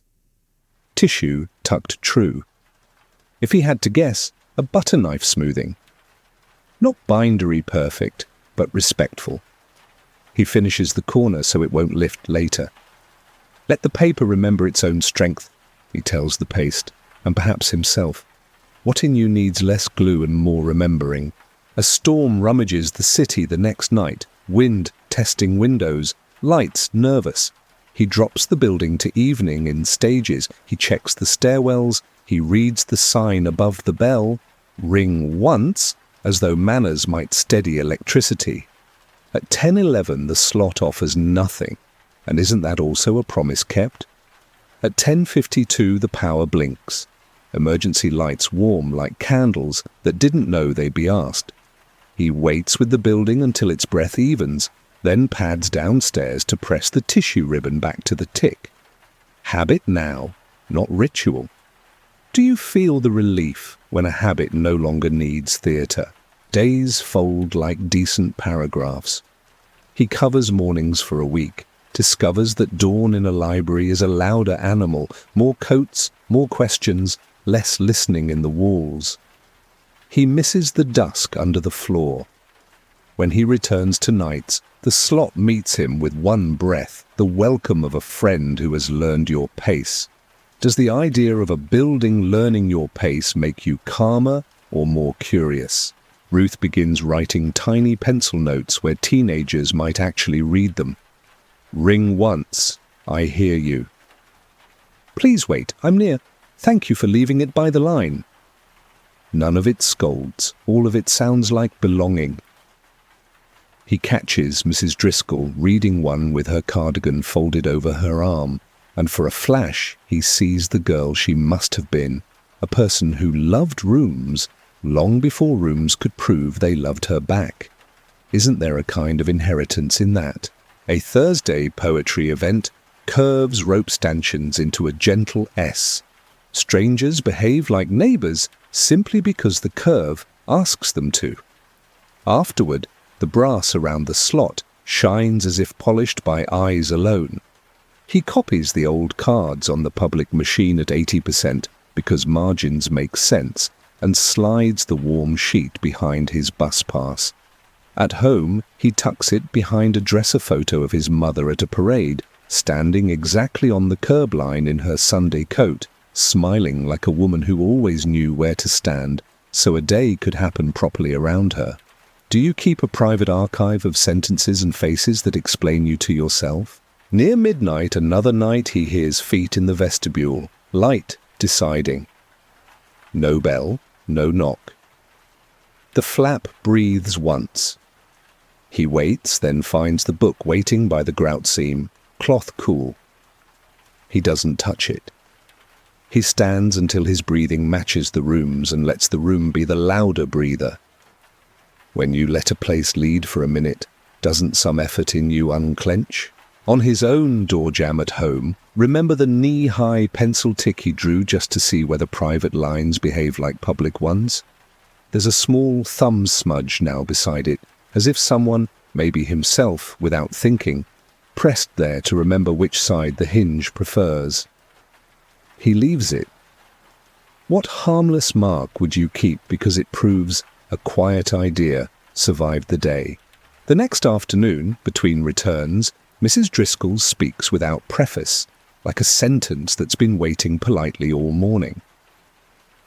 My mother baked soul cakes, she says, cheeks pink at saying it in a library voice.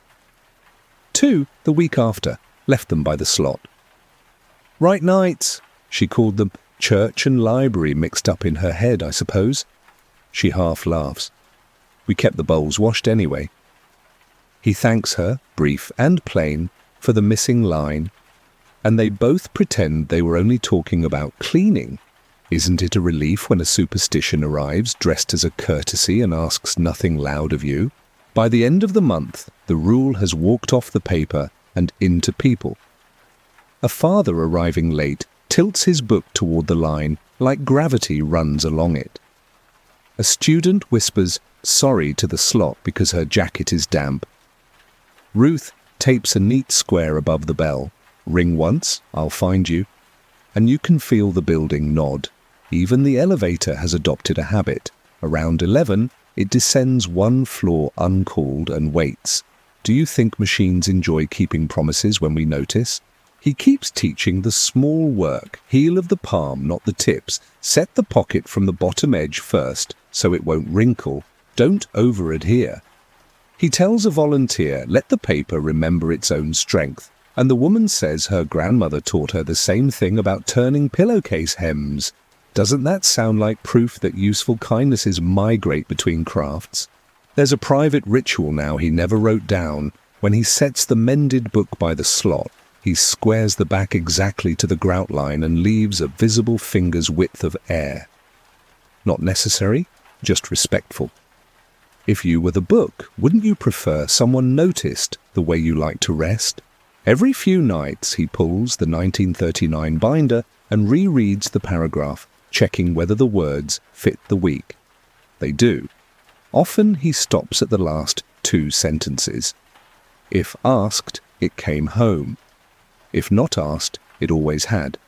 Does reading that make you kinder to the part of the world that doesn't need you to witness every return in order to be true? Once, just before closing, a boy taps the desk bell twice on reflex. Ruth raises a finger, not scolding, and taps the sign, ring once. I hear you, she adds, and the boy smiles like he's been folded into a group instead of bumped out of one. He leaves his book by the line on his way out, eyes flicking to see if anyone noticed. The building noticed. Isn't that enough? By now you can feel what's happening, right? The line is not just bronze and tile, it's a manner. It's people choosing the smallest version of decency because the place set the example and kept it steady. Do you feel your breath slowing with his, the way you do when you in a room agree on the same pace? On the snow threatens all afternoon, do you smell that metal on air before a storm? And by evening the windows hold a faint reflection of the room, like the library is checking its own posture. He comes in early, habit now. He walks the ground floor without hurrying, door bolts, lamps, the desk bell with its polite sign, ring once. He straightens it with one finger. The brass looks back the way good metal does when it knows it's being trusted. Downstairs, the sorter room is the same gentle geometry, cart squared, metal throat clean, the thin white tape with the tiny pencil tick, still a small pulse at the table's edge. You know how some places feel relieved when you arrive exactly as you are? That's this room. He checks folklore last, pretending it's accidental. 398.2 feels like a small, dependable river. The slim volume sits where it should, back kissing the grout seam on the public side, tissue mend lying flat like a ribbon that learned its lesson and kept it. He touches the crown with 2 fingers and lets go. You're fine, he tells it, which is as much for him as for paper. The day moves in ordinary paragraphs. A teacher returns a bundle of picture books with glitter that will outlive all of us. A man asks for the bus schedule and leaves grateful for a photocopy that won't survive a pocket. Ruth arrives damp-haired, cheeks pink from cold, and sets a neat pencil note in teen that says, "Please return headphones to the line," as if the concept could apprentice for other jobs. Mrs. Driscoll glides through with the quiet authority of someone who's kept rooms upright longer than some of the books have had spines, no speeches, just the right presence. At closing, our clerk dims the lights in steps so the stacks don't feel surprised. Do you do that at home too, one lamp at a time?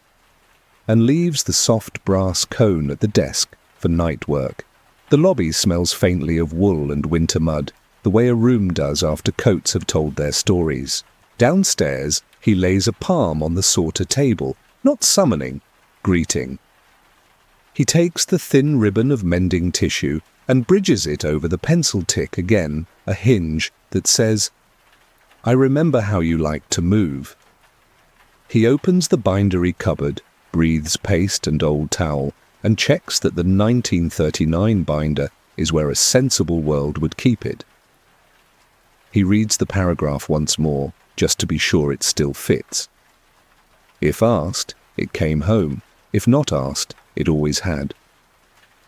You've got a sentence like that too, right? One you read when you want your hand steady before you touch a job. 10:11 p.m. arrives with the snow, light ticking against high windows. The slot exhales and gives him nothing. Silence you can count as success. He mends 2 torn jackets with the heel of his palm, and not the tips, saying under his breath the line that learned him as much as he learned it. Do not over-adhere. Let the paper remember its own strength. He smiles at his own mouth for pronouncing it like a prayer, and forgives himself immediately because some prayers you're meant to say. He takes a slow loop upstairs.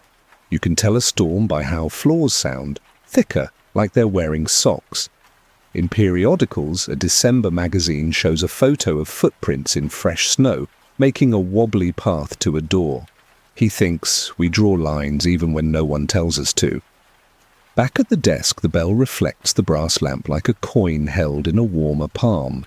He places 3 small things beside it: a fresh pencil for Ruth, a folded scrap with the words "language to keep" in his neat hand, and his bus ticket copy of the old due date cards. Not a shrine, a toolbox. 10:45. The elevator gate gives its unasked courtesy click and settles. The building breathes the way sleeping houses do. He sits on the bench opposite the return slot and does nothing performative. He just matches his breathing to the room. You can do that too. Let a place lend you its pace, and notice how many problems stop making noise. When 11:03 p.m. is near enough to smell, the brass flap lifts and closes once, measured the way a good tool remembers itself. He waits his full minute because patience has become part of the grammar. On the public side, the folklore book rests square where grout turns from cream to grey. He opens to the thin leaf near the back and holds it to the lamp. The crease is certain now, no ink, no stamp, just an old habit, set as gently as a hem. He closes the book, and for the first time, he doesn't put it anywhere. He leaves it exactly where the room told him it belongs. A soft pair of footsteps comes from the vestibule, hushed, deciding. He doesn't turn, he listens. Two small shapes arrive in the cone of light by the slot, round, pale, sugared. Soul cakes. Someone has left them on the brass lip, not as a dare or a message, but as a courtesy that learned another courtesy's language. He doesn't touch them. He nods, yes, to food, and yes to the old idea that, on the right nights, small gifts ride the same lines as borrowed things. Do you feel how easy it is when rooms keep their tone, for the older customs to find a quiet seat again?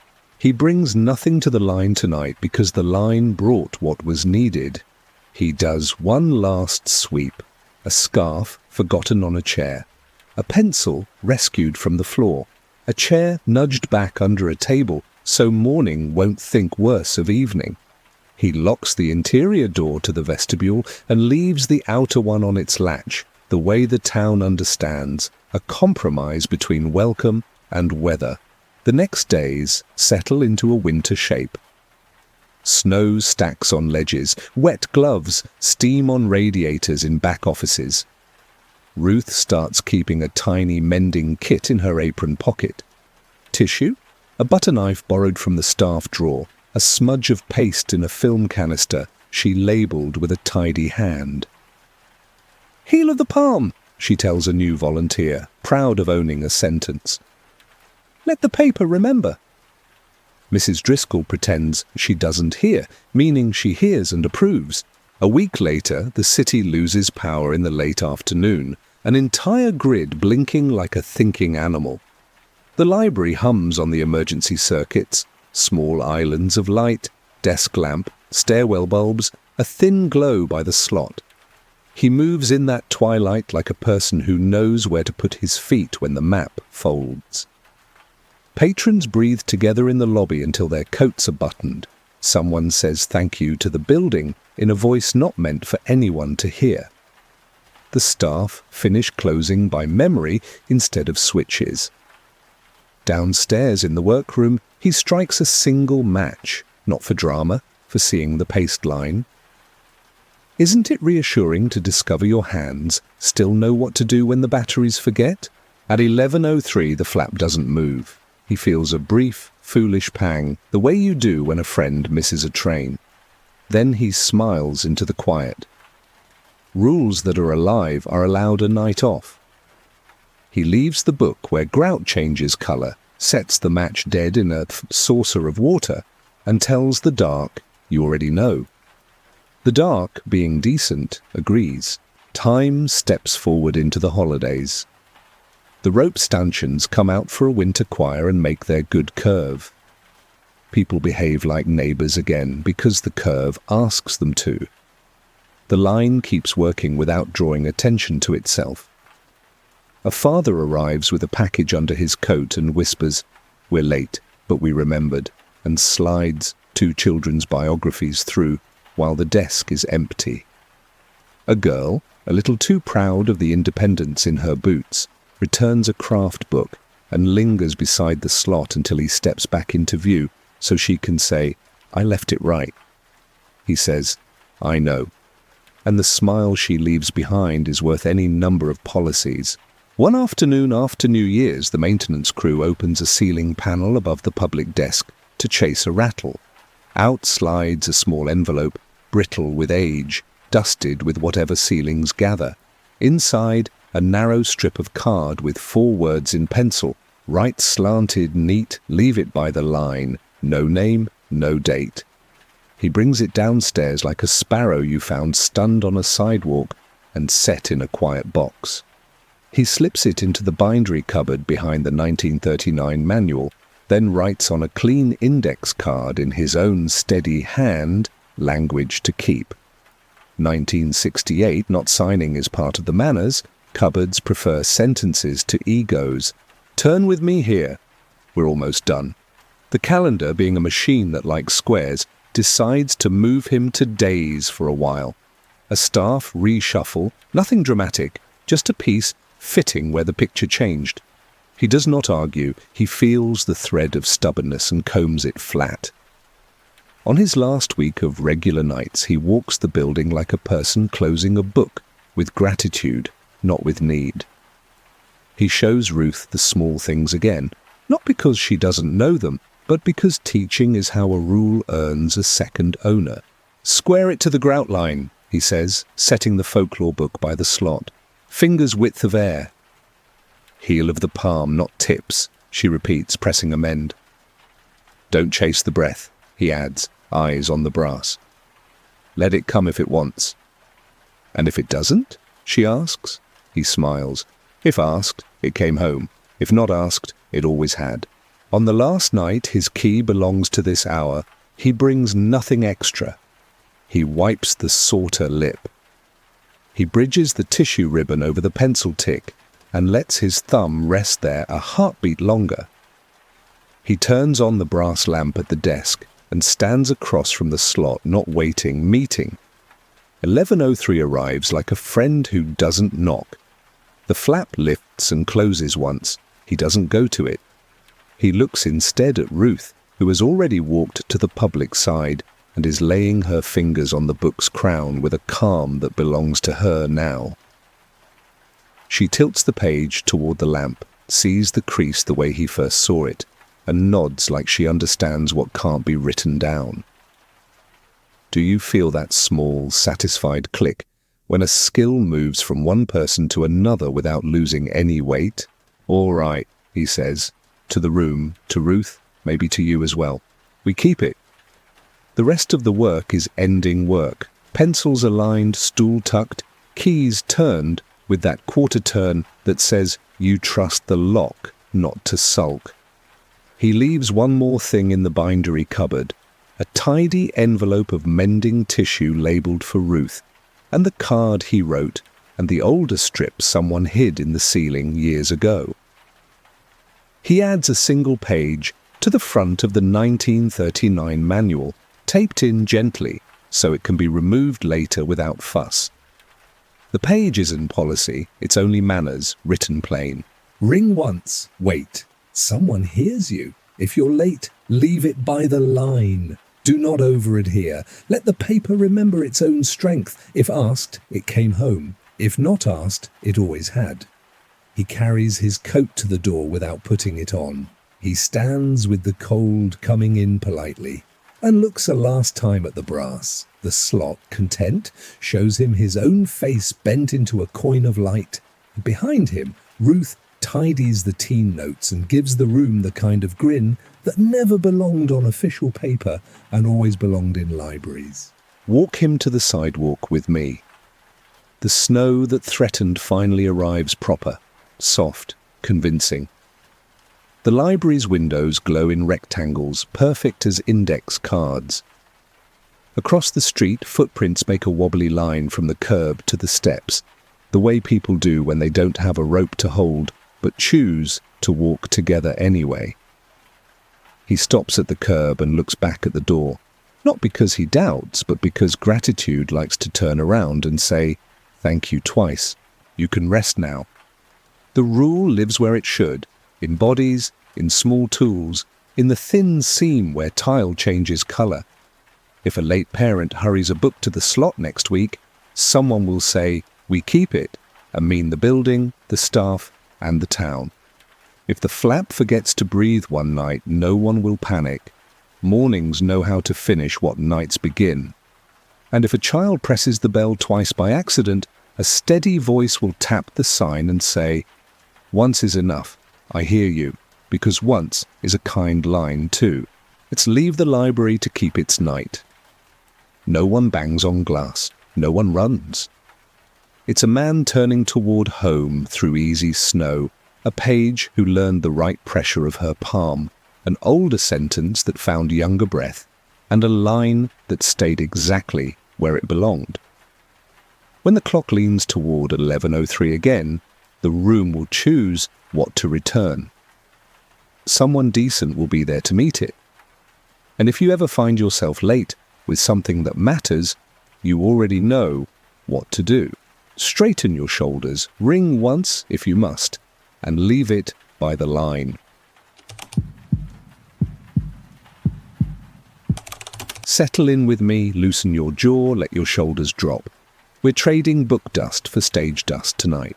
Have you ever stood in an empty theatre after everyone goes home? Just you, velvet seats, and that faint electricity in the air like applause forgot to finish? If you have, you know the hush I'm talking about. Not silence, exactly. More like a room that's holding its breath because it remembers how to breathe loud. Our place is the Royal Orpheum, a 1920s vaudeville house turned community playhouse. Brass handles rubbed thin by a half-century of hands, balconies that still believe they matter, a lobby that smells like ginger ale, wool coats, and old programs left in pockets. Do you have a building you trust the second you touch the door? That's this one for me. And there's a rule here, the old theatre rule you might already know. When the stage goes dark, you leave one light on in the middle of the boards. Not a chandelier, not work lights, one lamp on a stand, a bare bulb glowing like a coin. They call it the ghost light. Some say it's for safety so nobody falls into the pit. Some say it gives the house spirits something gentle to bump into so they don't go wandering rough. Whatever the reason, the rule is older than anyone arguing about it. Do you keep any odd little rule at home that you can't fully explain, but breaking it feels wrong in your bones? Our person tonight is Tommy, assistant stage manager by title, caretaker by temperament. Mid-20s, pocket full of keys, a pencil behind his ear, and a small green notebook where he writes the kind of lines that keep chaos from getting ideas. Do you keep a notebook like that? Shopping list on the front, private anchors on the back? Rehearsals over, the cast has gone to argue about fries and meaning. The fly loft lets out a ropey sigh. Up there, the sandbags hang like sleeping animals. Down here, tape marks run across the floor in quiet geometry, white X's telling bodies where sound travels best. Tommy rolls out the ghost light, bent stand, cord that knows the route by heart, bulb that remembers every hand that's tightened it. He eases it onto the center spike, the gaffer's tape right at dead center, squares the base with his foot, then clicks the pull chain. The cone of light blooms neat and humble, like a halo that prefers small talk. He makes his final rounds, stage left, stage right, upstage doors latched, downstage apron clear, house dead, work lights off. In the audience, rows of red seats face forward like students who expect to be told something true. He writes in the green notebook without needing to look. GL on, center, exit secured, house dead, 12:03 a.m. A tiny underline underneath the time, not superstitious, just neat. He gets as far as the alley before a small wrongness taps his shoulder. You know that feeling? When your body notices first and your head needs a second? He turns back. The ghost light isn't on the spike anymore. It's drifted 2 finger widths toward stage left. Not far, not drama, just not on center. He nudges it back, says to the air in the tone of a person reminding a room about its posture, "We keep it here." Do you ever talk to places like they can learn? Lock, test, lock. He steps out. The alley smells like rain practicing. A grey cat with one notched ear slides past, tail doing punctuation. The theatre behind him settles, wood saying wood things to itself. He walks, but his mind stays with the circle of light. Back in his room, 2 blocks away, he tries sleeping like a civilian and gets the other kind. A stagehand's nap. Shallow, ears up, heart counting cues. He wakes at 12:13 a.m. without wanting to. Does that number land in your head the way some streets do, even when you move? He stares at a ceiling his life hasn't learned yet, and inventories the world by stage words: deck, pit, apron, rail, fly, loft, grid, until the words braid into a rope and lower him into sleep. Next day, coffee in a paper cup, keys on a carabiner, body moving like a person the building recognizes. Morning rehearsal chews the stage, spike tape refreshed, to the point of humiliation at the director's request. A crate of oranges that has nothing to do with the show except actors decided it does. A paper crown on a chair, molting glitter into future centuries. Tommy keeps time. He reroutes a cable that's developing ideas, ties off line set 9 because someone left it trying to nap, checks the traveller track with the wary love you save for gear that likes to work, until the audience arrives and then expresses itself. At the lip of the stage, he finds a line that shouldn't exist. Not tape, not paint. Chalk, faint, white, a shallow arc hugging the edge. He rubs it with his thumb. It doesn't lift. Who chalked this? He asks the room. The room shrugs in 20 voices. Have you ever asked a question you knew, wouldn't get an answer, and asked anyway because the quiet felt better if you were in it with other people? They break for dinner. He stays to do the unglamorous love, the small fixes that keep shows from fraying. The chalk arc greys a shade deeper by the time he looks again. It isn't perfectly round, it's a bow. The kind stagehands snap for a curtain call cue. Not from this company, their bow is different, spikier, ironic. This one belongs to another decade where sincerity could stand up straight without self-defense. He writes in the notebook, faint chalk bow at lip, persistent. He doesn't give it capital letters. The room already knows how to feel about it. Night rides in on wool coats and tired jokes. Tommy does what you do when you want a place to trust you. He keeps things predictable. Ghost light back to center. Pull chain, click. Cone of light, steady. He sweeps just enough to teach the floor its manners without erasing its history. He sits for a minute in row F, seat 12, and watches nothing, just listens to the way the building remembers people. Do you hear that too in old rooms? The negative of applause, where wood holds the outline of clapping the way your eyelids hold a bright shape after you look away. A seat in row G sighs itself down by one click. He doesn't whip around. He stands, puts his boots on the center tape, and speaks the line again like a promise he's trying on for fit. We keep it here. The ghost light does the most decent thing a tool can do. It behaves. Here's the part I want to ask you about. Would you loop another person in right now? Call the lighting kid, say, hey, come listen to a room breathing well. Tommy doesn't. Not out of secrecy, out of tone. He's learning the theatre's voice, and you don't interrupt a voice mid-phrase to introduce a guest.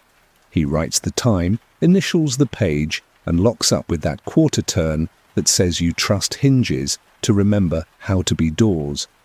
The cat escorts him to the street as if he works for the cat.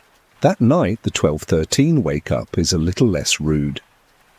He lies there and imagines the ghost light's pull chain, the small metal cough it gives when it's jostled and decides not to be. He tells himself the reasons, drafts, slip knots, settling, and lets the reasons be true without cancelling the other truth, that he is glad the circle exists and glad it has rules. By Thursday, he sees 2 tiny chalk dots at stage left in the wing, pips exactly where a stage manager would plant their feet to call a cue at curtain. He didn't draw them. Nobody on this show would, not in that patient style. The line on the traveller tale has been dressed with a neat little knot, one he recognises from Old House Crew, not this one. He unties it, reties it his way, and leaves it politely obvious in case tonight's hands wish to disagree.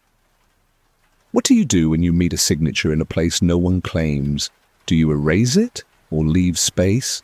Before lock-up, he decides on a courtesy. With a chalk nub, he makes one small tally mark in the right wing and another in the left. Nothing grand, nothing loud. "I'll show you me," he says. "You show me you." Have you ever done that with a place?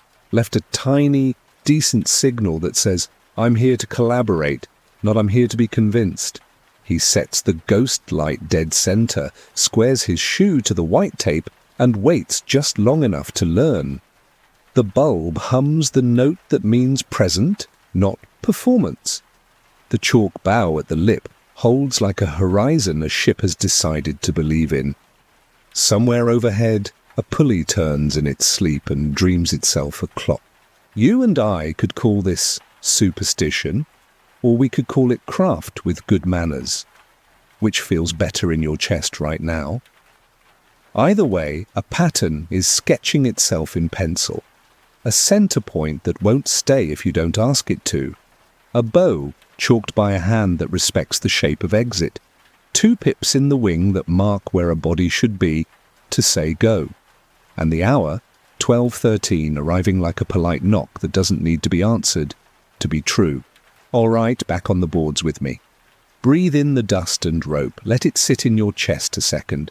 Last time we left Tommy with a centre spike, a chalk bow that wouldn't broom away, 2 quiet pips in the wing, and that polite knock of 12:13. You remember the feeling? The room keeping its own hours while pretending it's just wood and wire. The day begins with errands that look small and matter big. Spike new marks for scene 4. Convince the prop oranges to stop escaping, and sweet talk the traveller track with a dot of graphite so it won't audition for most dramatic squeak. You ever notice how the most magical rooms are held together by 100 chores no one applauds?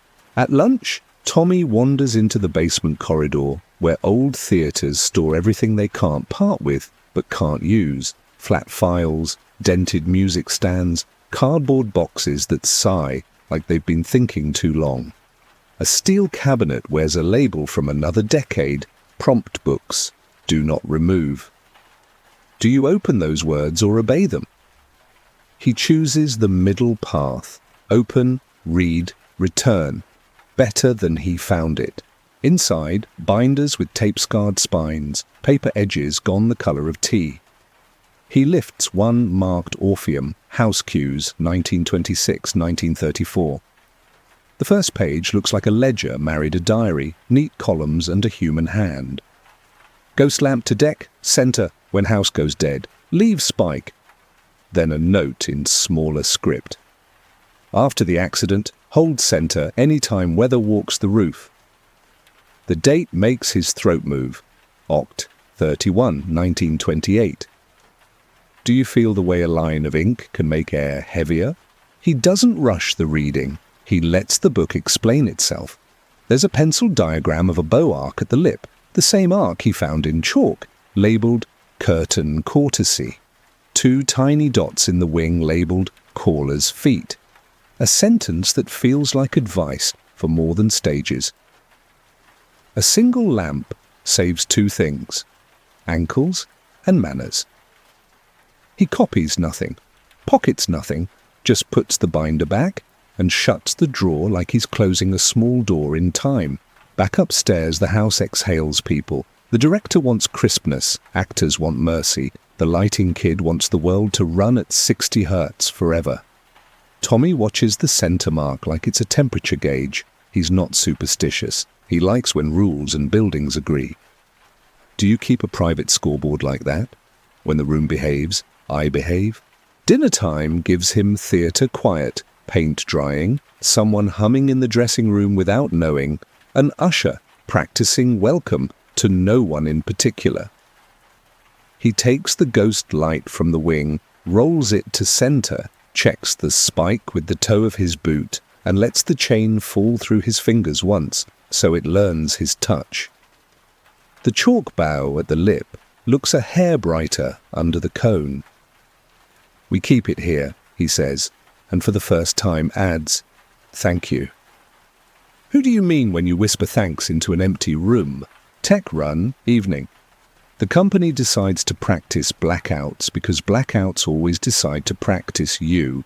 Tommy calls the sequence from the wing. Sound, go. LX, go. Blackout, standby, go. The house goes dead. Darkness is honest here. 3 beats into it, the stage hums a low that isn't LX and isn't sound. It's the filament in the ghost light flickering out there on the deck. He didn't set it there, work lights were on. And yet, do you know that sensation when a decision you didn't know you'd made stands up inside the dark? He lets the blackout finish. When the cues bring the world back, he walks to center. The ghost light stands exactly on spike, chain still, shadeless bulb, doing its coin of light patience. The director raises an eyebrow in the house. "Tommy?" He doesn't explain haunted etiquette to people who need pace. He just nods, rolls the lamp back to the wing, and writes in the notebook, "GL insisted during blackout, returned, 2041, weather rising." He underlines the last part because the grid has started that ropey murmur, and the rafters say storm in their wooden accent. Between cues, an usher with a silver bun and a pin that reads, "Mrs." Laurie appears at the stage left door with a thermos. You know the theatre elders, the ones who belong to the building like handrails.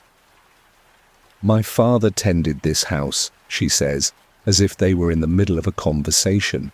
"Said the lamp was for 2 reasons. Don't break your neck and don't break the line." She points with her chin toward the chalk bell. "We used to chalk that every opening. Habit went out of fashion. Lamps don't." She hands him a cup like he's earned it, then vanishes as if stares absorbed her. "Who taught you your best habits without claiming credit?"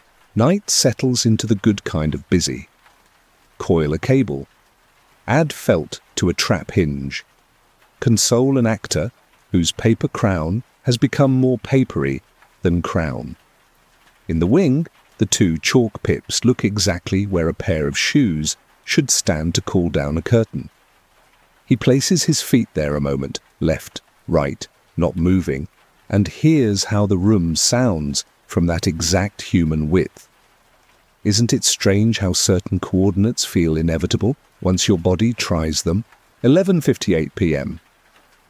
He kills the house. The ghost light goes center with a calm, practiced roll.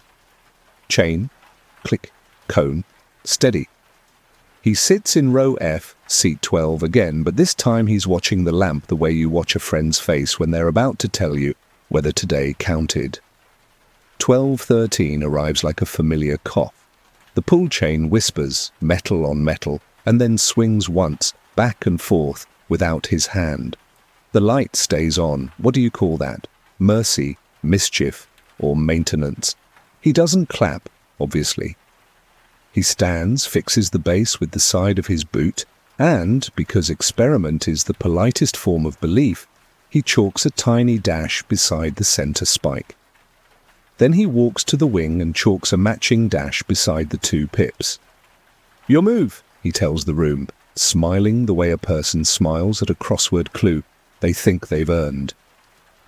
"If you were there, would you leave the dash or erase your own audacity?" He locks up. The cat signs off with a disdain that reads like respect. In his narrow room, he sleeps 2 layers deeper than yesterday and dreams of rope ladders that never run out of rung. Friday. Dress rehearsal. The building puts on its listening face, ushers in black. The director's scarf has opinions. Actors have discovered new feelings about old lines. Tommy's list multiplies like rabbits. Safety pins, Cough drops, a missing glove that turns out to be inside another glove because theatre. He checks the center spike more often than is logical. Each time, the ghost light is exactly where he left it, off to the side, waiting its cue. He says good without saying it and keeps moving.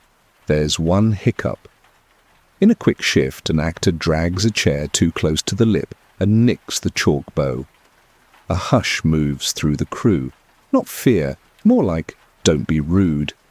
Tommy takes a second where a second fits, kneels, and redraws the arc with the calm of a person underscoring a sentence they meant to remember. He does not make eye contact with the actor. He doesn't need apology. He needs the line. Do you have any rules like that? No shame. Just fix it and keep the tone. The dress runs long but true. In the last blackout, a draft slinks down from the balcony. Tommy hears the pull chain whisper out on the deck and feels that tiny lift behind the ribs again, the one that means the room and the rule have nodded to each other. He lets the blackout complete, rides the cues home, and calls clear on the headset with a voice that could pour coffee without a spill. After notes, after jokes, after tomorrow, we'll actually do it, he is alone again. The ghost light rolls to center like a friend finding their seat. He squares it. Chain, click, cone, steady.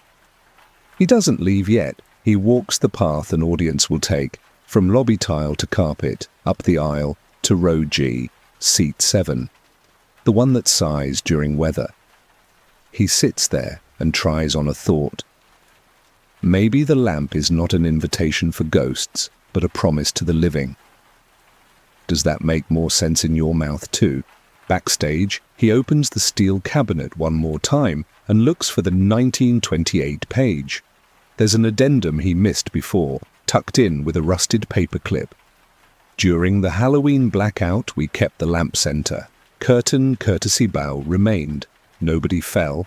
House settled. Keep the language. LM. Another set of initials to join. He closes the drawer, says language to keep under his breath, and realizes the sentence feels like it belongs to more than one building now. Before he leaves for the night, he sets a small thing on the deck, just inside the ghostlight circle, a spent pencil sharpened to the stub, stage manager gold. Not an offering, an emblem.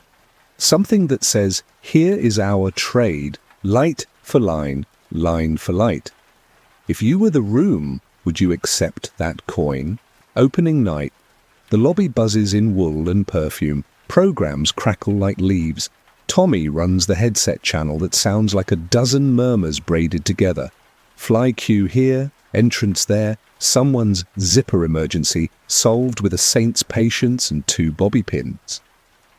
The show moves. Good, imperfect, human.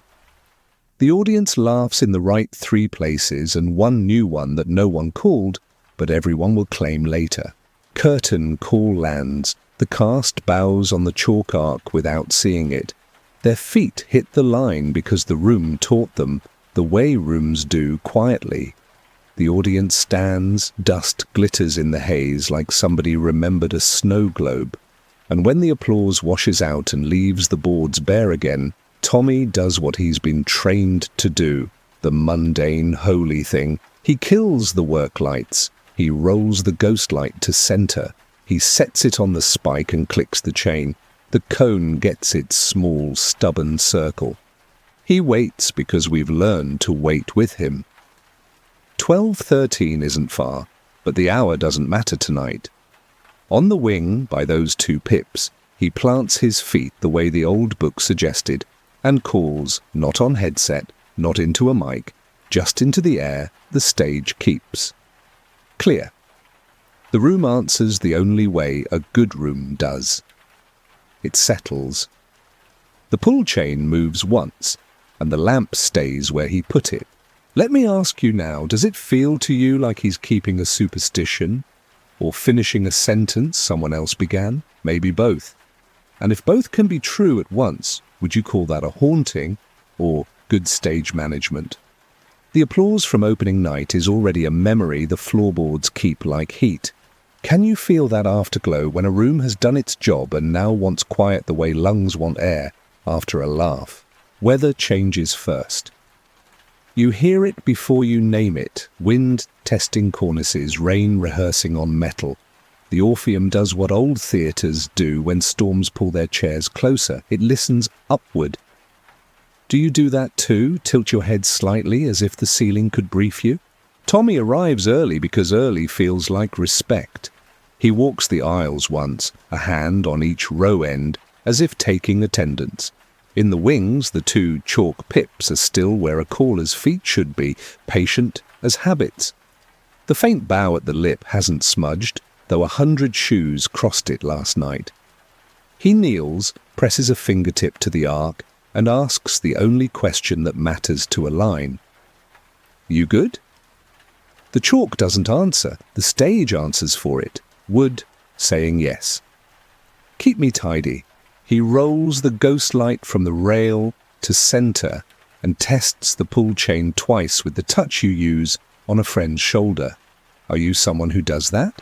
Checks a thing you trust because the checking is part of the trust? House call, notes, thank yous, small fixes. An actor's heel taps the bow without seeing it. Tommy offers a tiny reroute with his palm. The director, scarf declaring opinions, starts to say we don't need, and then stops, because even bosses sense when an old sentence is finishing itself. In the basement, he opens the steel cabinet one more time for courage, just to let his eyes land on that 1928 line, hold centre, anytime weather walks the roof. Do certain sentences steady your hands just by existing? By dinner the rain has decided to be certain. It pushes along the roof in long brush strokes. In the fly loft, sandbags shift their weight like big cats turning over. The building isn't spooked, it's alert, like an usher leaning into a lobby door to make sure a draft doesn't argue with paper programs. The second performance starts warmer than the first. Audiences are braver after a show proves itself. Tommy calls cues in the wing with the calm voice you use to pour coffee. Stand by LX24 and go. The traveller tracks behave. The soundboard blushes once and recovers. The paper crown remembers that paper has limits and chooses not to test them. During a scene change, he catches Mrs. Lorry, silver bun thermos, watching from the vom. Weather's walking, she whispers, a little pleased to be right. Keep the lamp honest. Who in your life loves being correct about storms? They hit blackout after the curtain call rehearsal. And there it is, the now familiar whisper of chain on metal. The lamp is not on deck, work lights are. Yet the sound arrives like a cue honouring itself. Tommy doesn't fight the hair on his arms for having an opinion. He lets the blackout finish, rolls ghost light to centre, and clicks the chain in the light, not the dark, as if to say, we'll meet on my terms, not fears. Does that distinction make sense to you? Same action, different tone. The audience files out into rain that's past persuasion and into insistence. Ushers fold ropes. Actors shed makeup into the sink, like weather shedding bravado. The house empties to the good kind of echo. Tommy walks the deck with a slow heel toe that keeps boards from complaining. He sets the lamp dead on the spike, squares the base, and then does something you have probably done yourself in a different craft. He names the time out loud. 12:03, he says to the air. We'll see you. What time do your rituals prefer? Now the part with wait. 12:13 arrives like a friend who doesn't knock because you ask them not to. The chain moves, one short breath, a second shorter. The bulb does not flicker. Instead, the sound walks click, click, along the pull cords above, as if the building is touching its own ropes to check tension. Tommy looks up and feels the grid thinking. He plants his feet on the two chalk pips and keeps his voice inside his body. We keep it here, he says once. The weather answers by pressing a long palm along the roof. The lamp holds. The bough holds. Do you feel how relief can be quiet enough to miss, unless you happen to be listening? After lock-up, he doesn't go straight home. He sits in row G, seat 7, the one that sighs when storms negotiate, and stares at the ghostlight circle as if it were a map. He thinks of the 1928 notation after the accident and stops himself before curiosity turns into appetite. A rule can be kept without gossiping the reason, yes. But because you and I are here together, I'll ask, would you want to know the accident? Or is the courtesy enough? He chooses courtesy. He goes. The alley cat escorts him like a union rep. Next morning, the rain has rearranged itself into a tired drizzle. Crew call at noon. Someone has moved the chair that always tries to break the rule about living near the lip. Tommy moves it back and tapes a shy square the chair will pretend it never saw. He finds a white envelope in the prompt corner with no handwriting. Inside, a thin strip of card, edges browned, penciled words that slant just like the 1928 book. Keep center, call feet, bow, courtesy. He doesn't make a speech. He shows it to Mrs. Lorry. She presses her lips and nods like she has been waiting decades for this particular scrap of sense to reappear. Who in your circle carries the archive quietly so the room doesn't have to? Matinee is kinder. Evening is not. Storms often test you twice to see if kindness was luck. At half hour, a gust shouldered the south doors hard enough to start a draft that coyote howled down the aisle. Programs fluttered, the chandeliers hummed a note they forgot during rehearsal.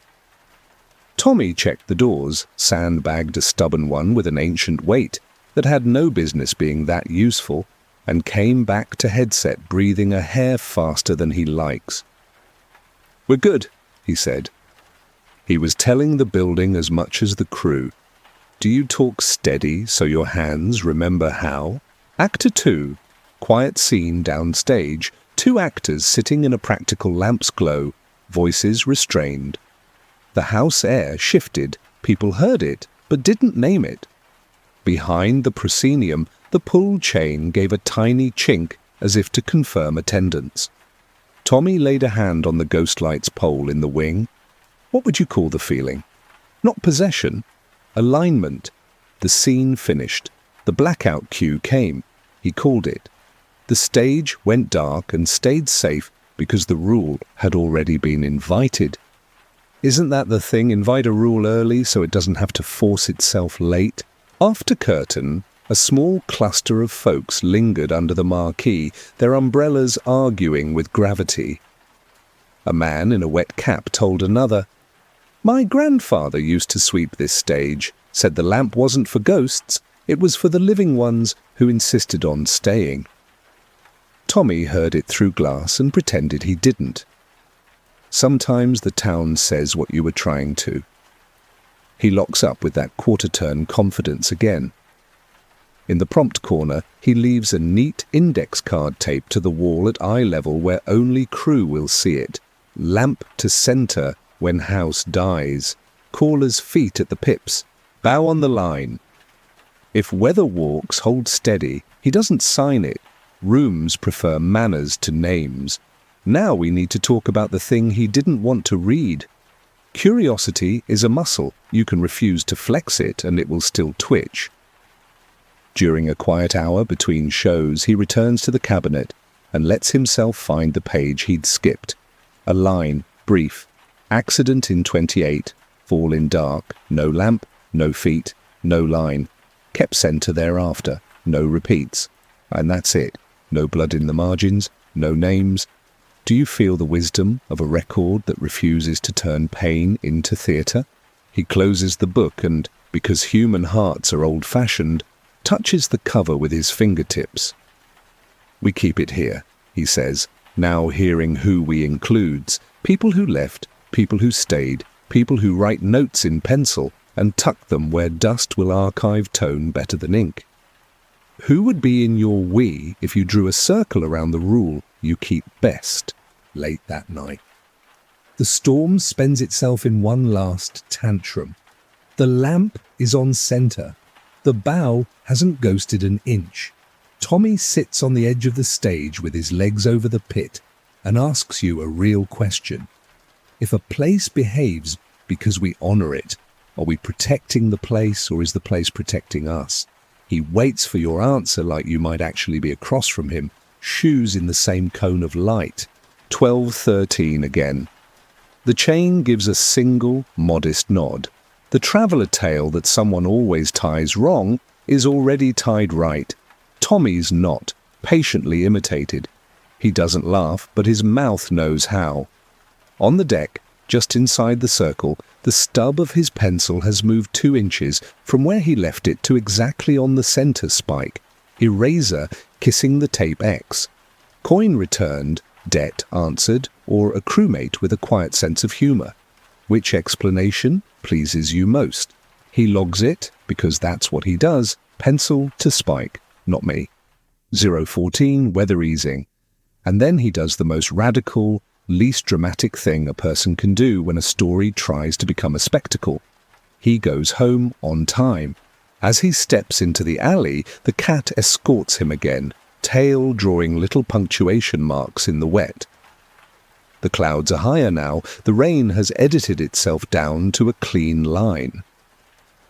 He thinks of tomorrow, of the last show in this town before the company moves on, of the lamp that will belong to someone else's hands, of the way rules don't actually need owners as long as someone keeps reading them out loud with their work. Walk with me one more beat. Can you feel how close we are to the simple ending this place deserves? No chase, no raised voices. Just a stage that asked for centre and got it. A lamp that kept its manners, and a man who learned the accent of a room until the room trusted him to pass it on. Next time, we'll let the Orpheum show us how a ghost light says goodbye, and who answers from the other side of the bow. One more night with me, easy breath, jaw loose. We'll close this gently, the way a good house prefers. You can feel it already, can't you? The show is a living thing, but the week is almost finished. The Orpheum wears that tidy fatigue you see on a kitchen after a holiday. Flour gone, warmth left. Strike is tomorrow. Do you know that end of run ache? Half relief, half grief? Tommy does. He arrives early anyway, because early is a language the building understands. He walks the aisles, hand on each row end like he's taking attendance for the house. In the wing, the 2 chalk pips are unbothered. At the lip, the faint bow is still there, as if last night's shoes chose politeness on their own. He nudges a stray chair back from danger and tapes a shy square on the floor so it remembers where not to live. What tiny squares do you lay down in your life so the day won't forget itself? Mrs. Lorry appears, thermos in hand, like a stage direction the play keeps. Last night, she says, not quite asking, the lamp behaved. He nods. She smiles with her whole archive. They always do for people who speak to them as if they were listening. Is there a person in your world who could say a sentence like that and make you believe it twice? Matinee runs clean and bright. The audience claps in all the obvious places, and one new one at a throwaway line, proof that rooms have their own sense of humour. Between shows, he checks the prompt corner. Someone has added a neat line beneath his index card. If asked, it came home. If not asked, it always had. You hear the echo from the library, right? Different house, same manners. He doesn't go looking for who wrote it. Some signatures are better as traditions. The evening performance is the one theatres wait for. The last one in a town when everyone relaxes into what they learned. Costumes fit better because nerves have stopped fighting stitches. The soundboard, like a cat deciding to tolerate company, hums at a golden 60 hertz. That stubborn traveller tail, already tied right, his knot, the slack, trimmed, in a way he can recognize at a glance. Isn't it surprising how quickly a place adopts a human accent when the human chooses not to shout? They reach curtain call and the cast hits the bowline without seeing it. It's just where feet feel true now. The director's scarf finally stops arguing with gravity. Applause folds itself into dust and air, and when it's over, Tommy does the simplest holy thing. He kills the work lights, rolls the ghost light to center, squares the base on the spike, and lets the pull chain fall through his fingers. Click. The cone of light blooms. You can feel the room unclench, the way shoulders do when a promise is kept. He could leave it there, but there's one errand left that isn't an errand. He crosses to row G, seat 7, the seat that sighs when weather walks, and looks back at the stage from the house's point of view.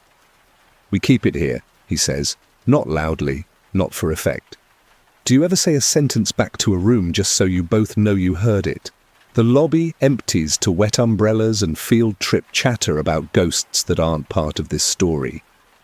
Crew joke in half sentences as they coil cable into circles that won't shame them in the morning. In the wing, the two chalk pips wait. He sets his feet there, callers width apart, and breathes like a metronome that forgot how to be impatient. 11:58 p.m. The house goes dead. The lamp owns center. The building listens upward because the sky always has opinions when a rule is being kept. 12:13 arrives without hurry. The pull chain gives a single, modest nod. The bulb holds. Above, a line whispers along a pulley as if the fly system is checking its own courtesy. He doesn't clap for luck or flinch for fear. He just says, "Thank you," the way you do when a grown child remembers to call on the day you were hoping they would. Who are you thanking in your head right now? The house, the hands who kept it, or the rule for being ordinary and therefore alive? Mrs. Laurie's shoes sound once on the aisle. She doesn't come to the deck. Elders know when to let the stage finish its sentence alone. He raises a hand without turning, acknowledgement in a sign language the building learned long before any of them were born. Strike morning. Coffee, lists, gloves, tape that pretends it has one more day in it and actually does. Sets descend. Flats lean at practiced angles. Costumes vanish into labelled bags. Tommy's company will be wheels up by nightfall. He saves one thing for last, wipes the Ghostlight's base clean, and wraps its cord in a coil even the electric's chief would approve. He leaves it center stage on the spike with a note taped to the pole at knee height, where only the next person who needs it will read, "Center after house dies. Caller's feet to the pips. Bow on the line. If weather walks, hold steady. Language to keep." TC, he signs this one, small. Not ego, accountability. Do you believe in letting your initials stand where your habits should? Mrs. Laurie stands in the aisle with a ring of keys that belongs to 3 generations. She considers the card, then nods. "We can keep that," she says, and pads away to tell nobody and everybody at once. By late afternoon, the stage is bare in the flattering way. No secrets, just a good floor, ready to be someone else's tomorrow. You can smell the boards now, warm pine, a little varnish, the faintest memory of oranges. The Spike X is still white at centre. The bow at the lip is faint as breath on glass. The pips are steadier than chalk ought to be, because 6 pairs of feet agreed to make them true. Isn't that what keeps any mark from fading? Agreement? Tommy stands on the centre spike with the quiet that belongs to last looks. He touches the pole of the lamp with 2 fingers in the rhythm the house will remember as his. He thinks of the library's rule, the porch's careful ledger, the way small sentences survive when you teach them to the next set of hands. We keep it here, he says, and this time he means we as a plural, that includes you if you want it. He steps downstage to the bow line and faces the ghost light as if it were an audience of one. "Clear," he calls softly, without headset, without mic, the way you tell the room you're leaving it better than you found it. The lamp answers by not answering, just being itself, coin of light on good wood. There's a knock at the stage door, the kind of modest two-beat knock people learn from watching considerate elders. A young stagehand from the resident company, Maya, hair pinned with a pencil because she's already learned the first rule, peeks in. "You the one who writes neat?" she asks, chin toward the card on the pole. He smiles. "Sometimes." She steps to the wing, plants her shoes on the two pips without being told, and lets her weight settle like she belongs. "We keep it here?" she tests. He nods. Exactly. He shows her small things that aren't small, how to square the base with the side of your boot without scuffing it, how to check the spike with your toe and not your eyes, how to let the chain fall through your fingers so you hear the lamp before you see it. She learns fast, the way people do when the room is teaching too. "Will it do anything?" she asks, half joking, because rumour does lapse in green rooms. He gives the only answer that won't miss.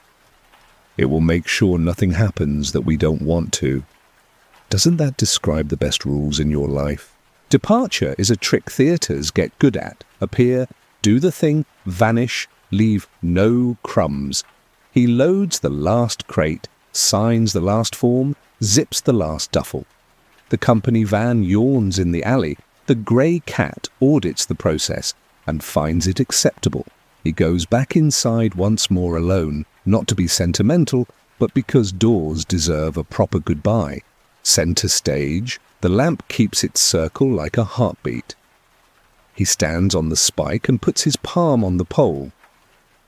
"You're fine," he says, for the lamp, for the deck, maybe for himself.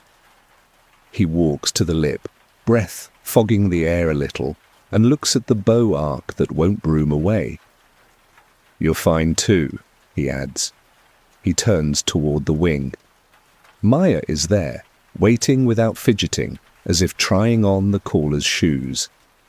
He lifts 2 fingers. She returns the salute like a person who knows when ritual costs nothing and buys you a lot. The last thing he does is the least dramatic. He turns toward the house and listens for a full breath. No roof complaint, no rope grumble, no seat sigh. Just the kind of quiet that means a room is ready for whoever comes next. He clicks the chain once, not off, just once, to hear the metal remember itself, then lets it rest. 12:13 is hours away, but the promise is already in the air. He leaves through the alley. Snow, or maybe soft rain, has drawn a thin line down the centre of the street, like the town itself decided to try a spike mark. He stops at the curb, looks up at the marquee, and does the nobody-watching blessing you do on good buildings, 2 fingers to the forehead, then toward the bricks as if brains and walls share custody of sense. Do you do that too in your own way? From here, the Orpheum goes on. Some nights the lamp will breathe its little yes, some nights it won't. And either way, the rule will be true. Maya will plant her feet on the pips and call cues with a voice that pours coffee without spilling. Mrs. Lorry will pretend she isn't keeping 3 centuries of manners in a thermos. Audiences will laugh in the right places and once when nobody planned, which is how you know a town is awake. And the next company will come, and someday another Tommy will think he invented the way to square a base with his boot, and the building will be kind enough not to correct him out loud. Walk away with me now. We'll let the house lock itself around a circle of light the size of a coin, and a line of chalk, faint as breath. No chase, no raised voices, just a stage that asked for centre and got it, and people who learn to keep that centre with their hands and their tone, if Tonight, or some other, you find yourself in a room that needs a small rule to stay gentle. Will you keep it? Ring once, wait, put the lamp on the spike, call your feet to the pips, bow on the line. If weather walks the roof, hold steady. The rest takes care of itself. Hey, if you're still awake, thank you for keeping the lamp with me. What we tell here aren't just hauntings, they're habits that never stop doing their jobs. One light on a dark stage, one rule that remembers how to keep us careful. Before you drift off, do our 3 soft checks again. Slow breath in, loosen your jaw, thumb on the table, click the quiet key. If this story kept you company tonight, wait until the video ends to subscribe, then tap the bell so the next file finds you. And tell me, what part of the Orpheum stayed with you? The bow, the rule, or the lamp? Sleep easy. The ghost light's on.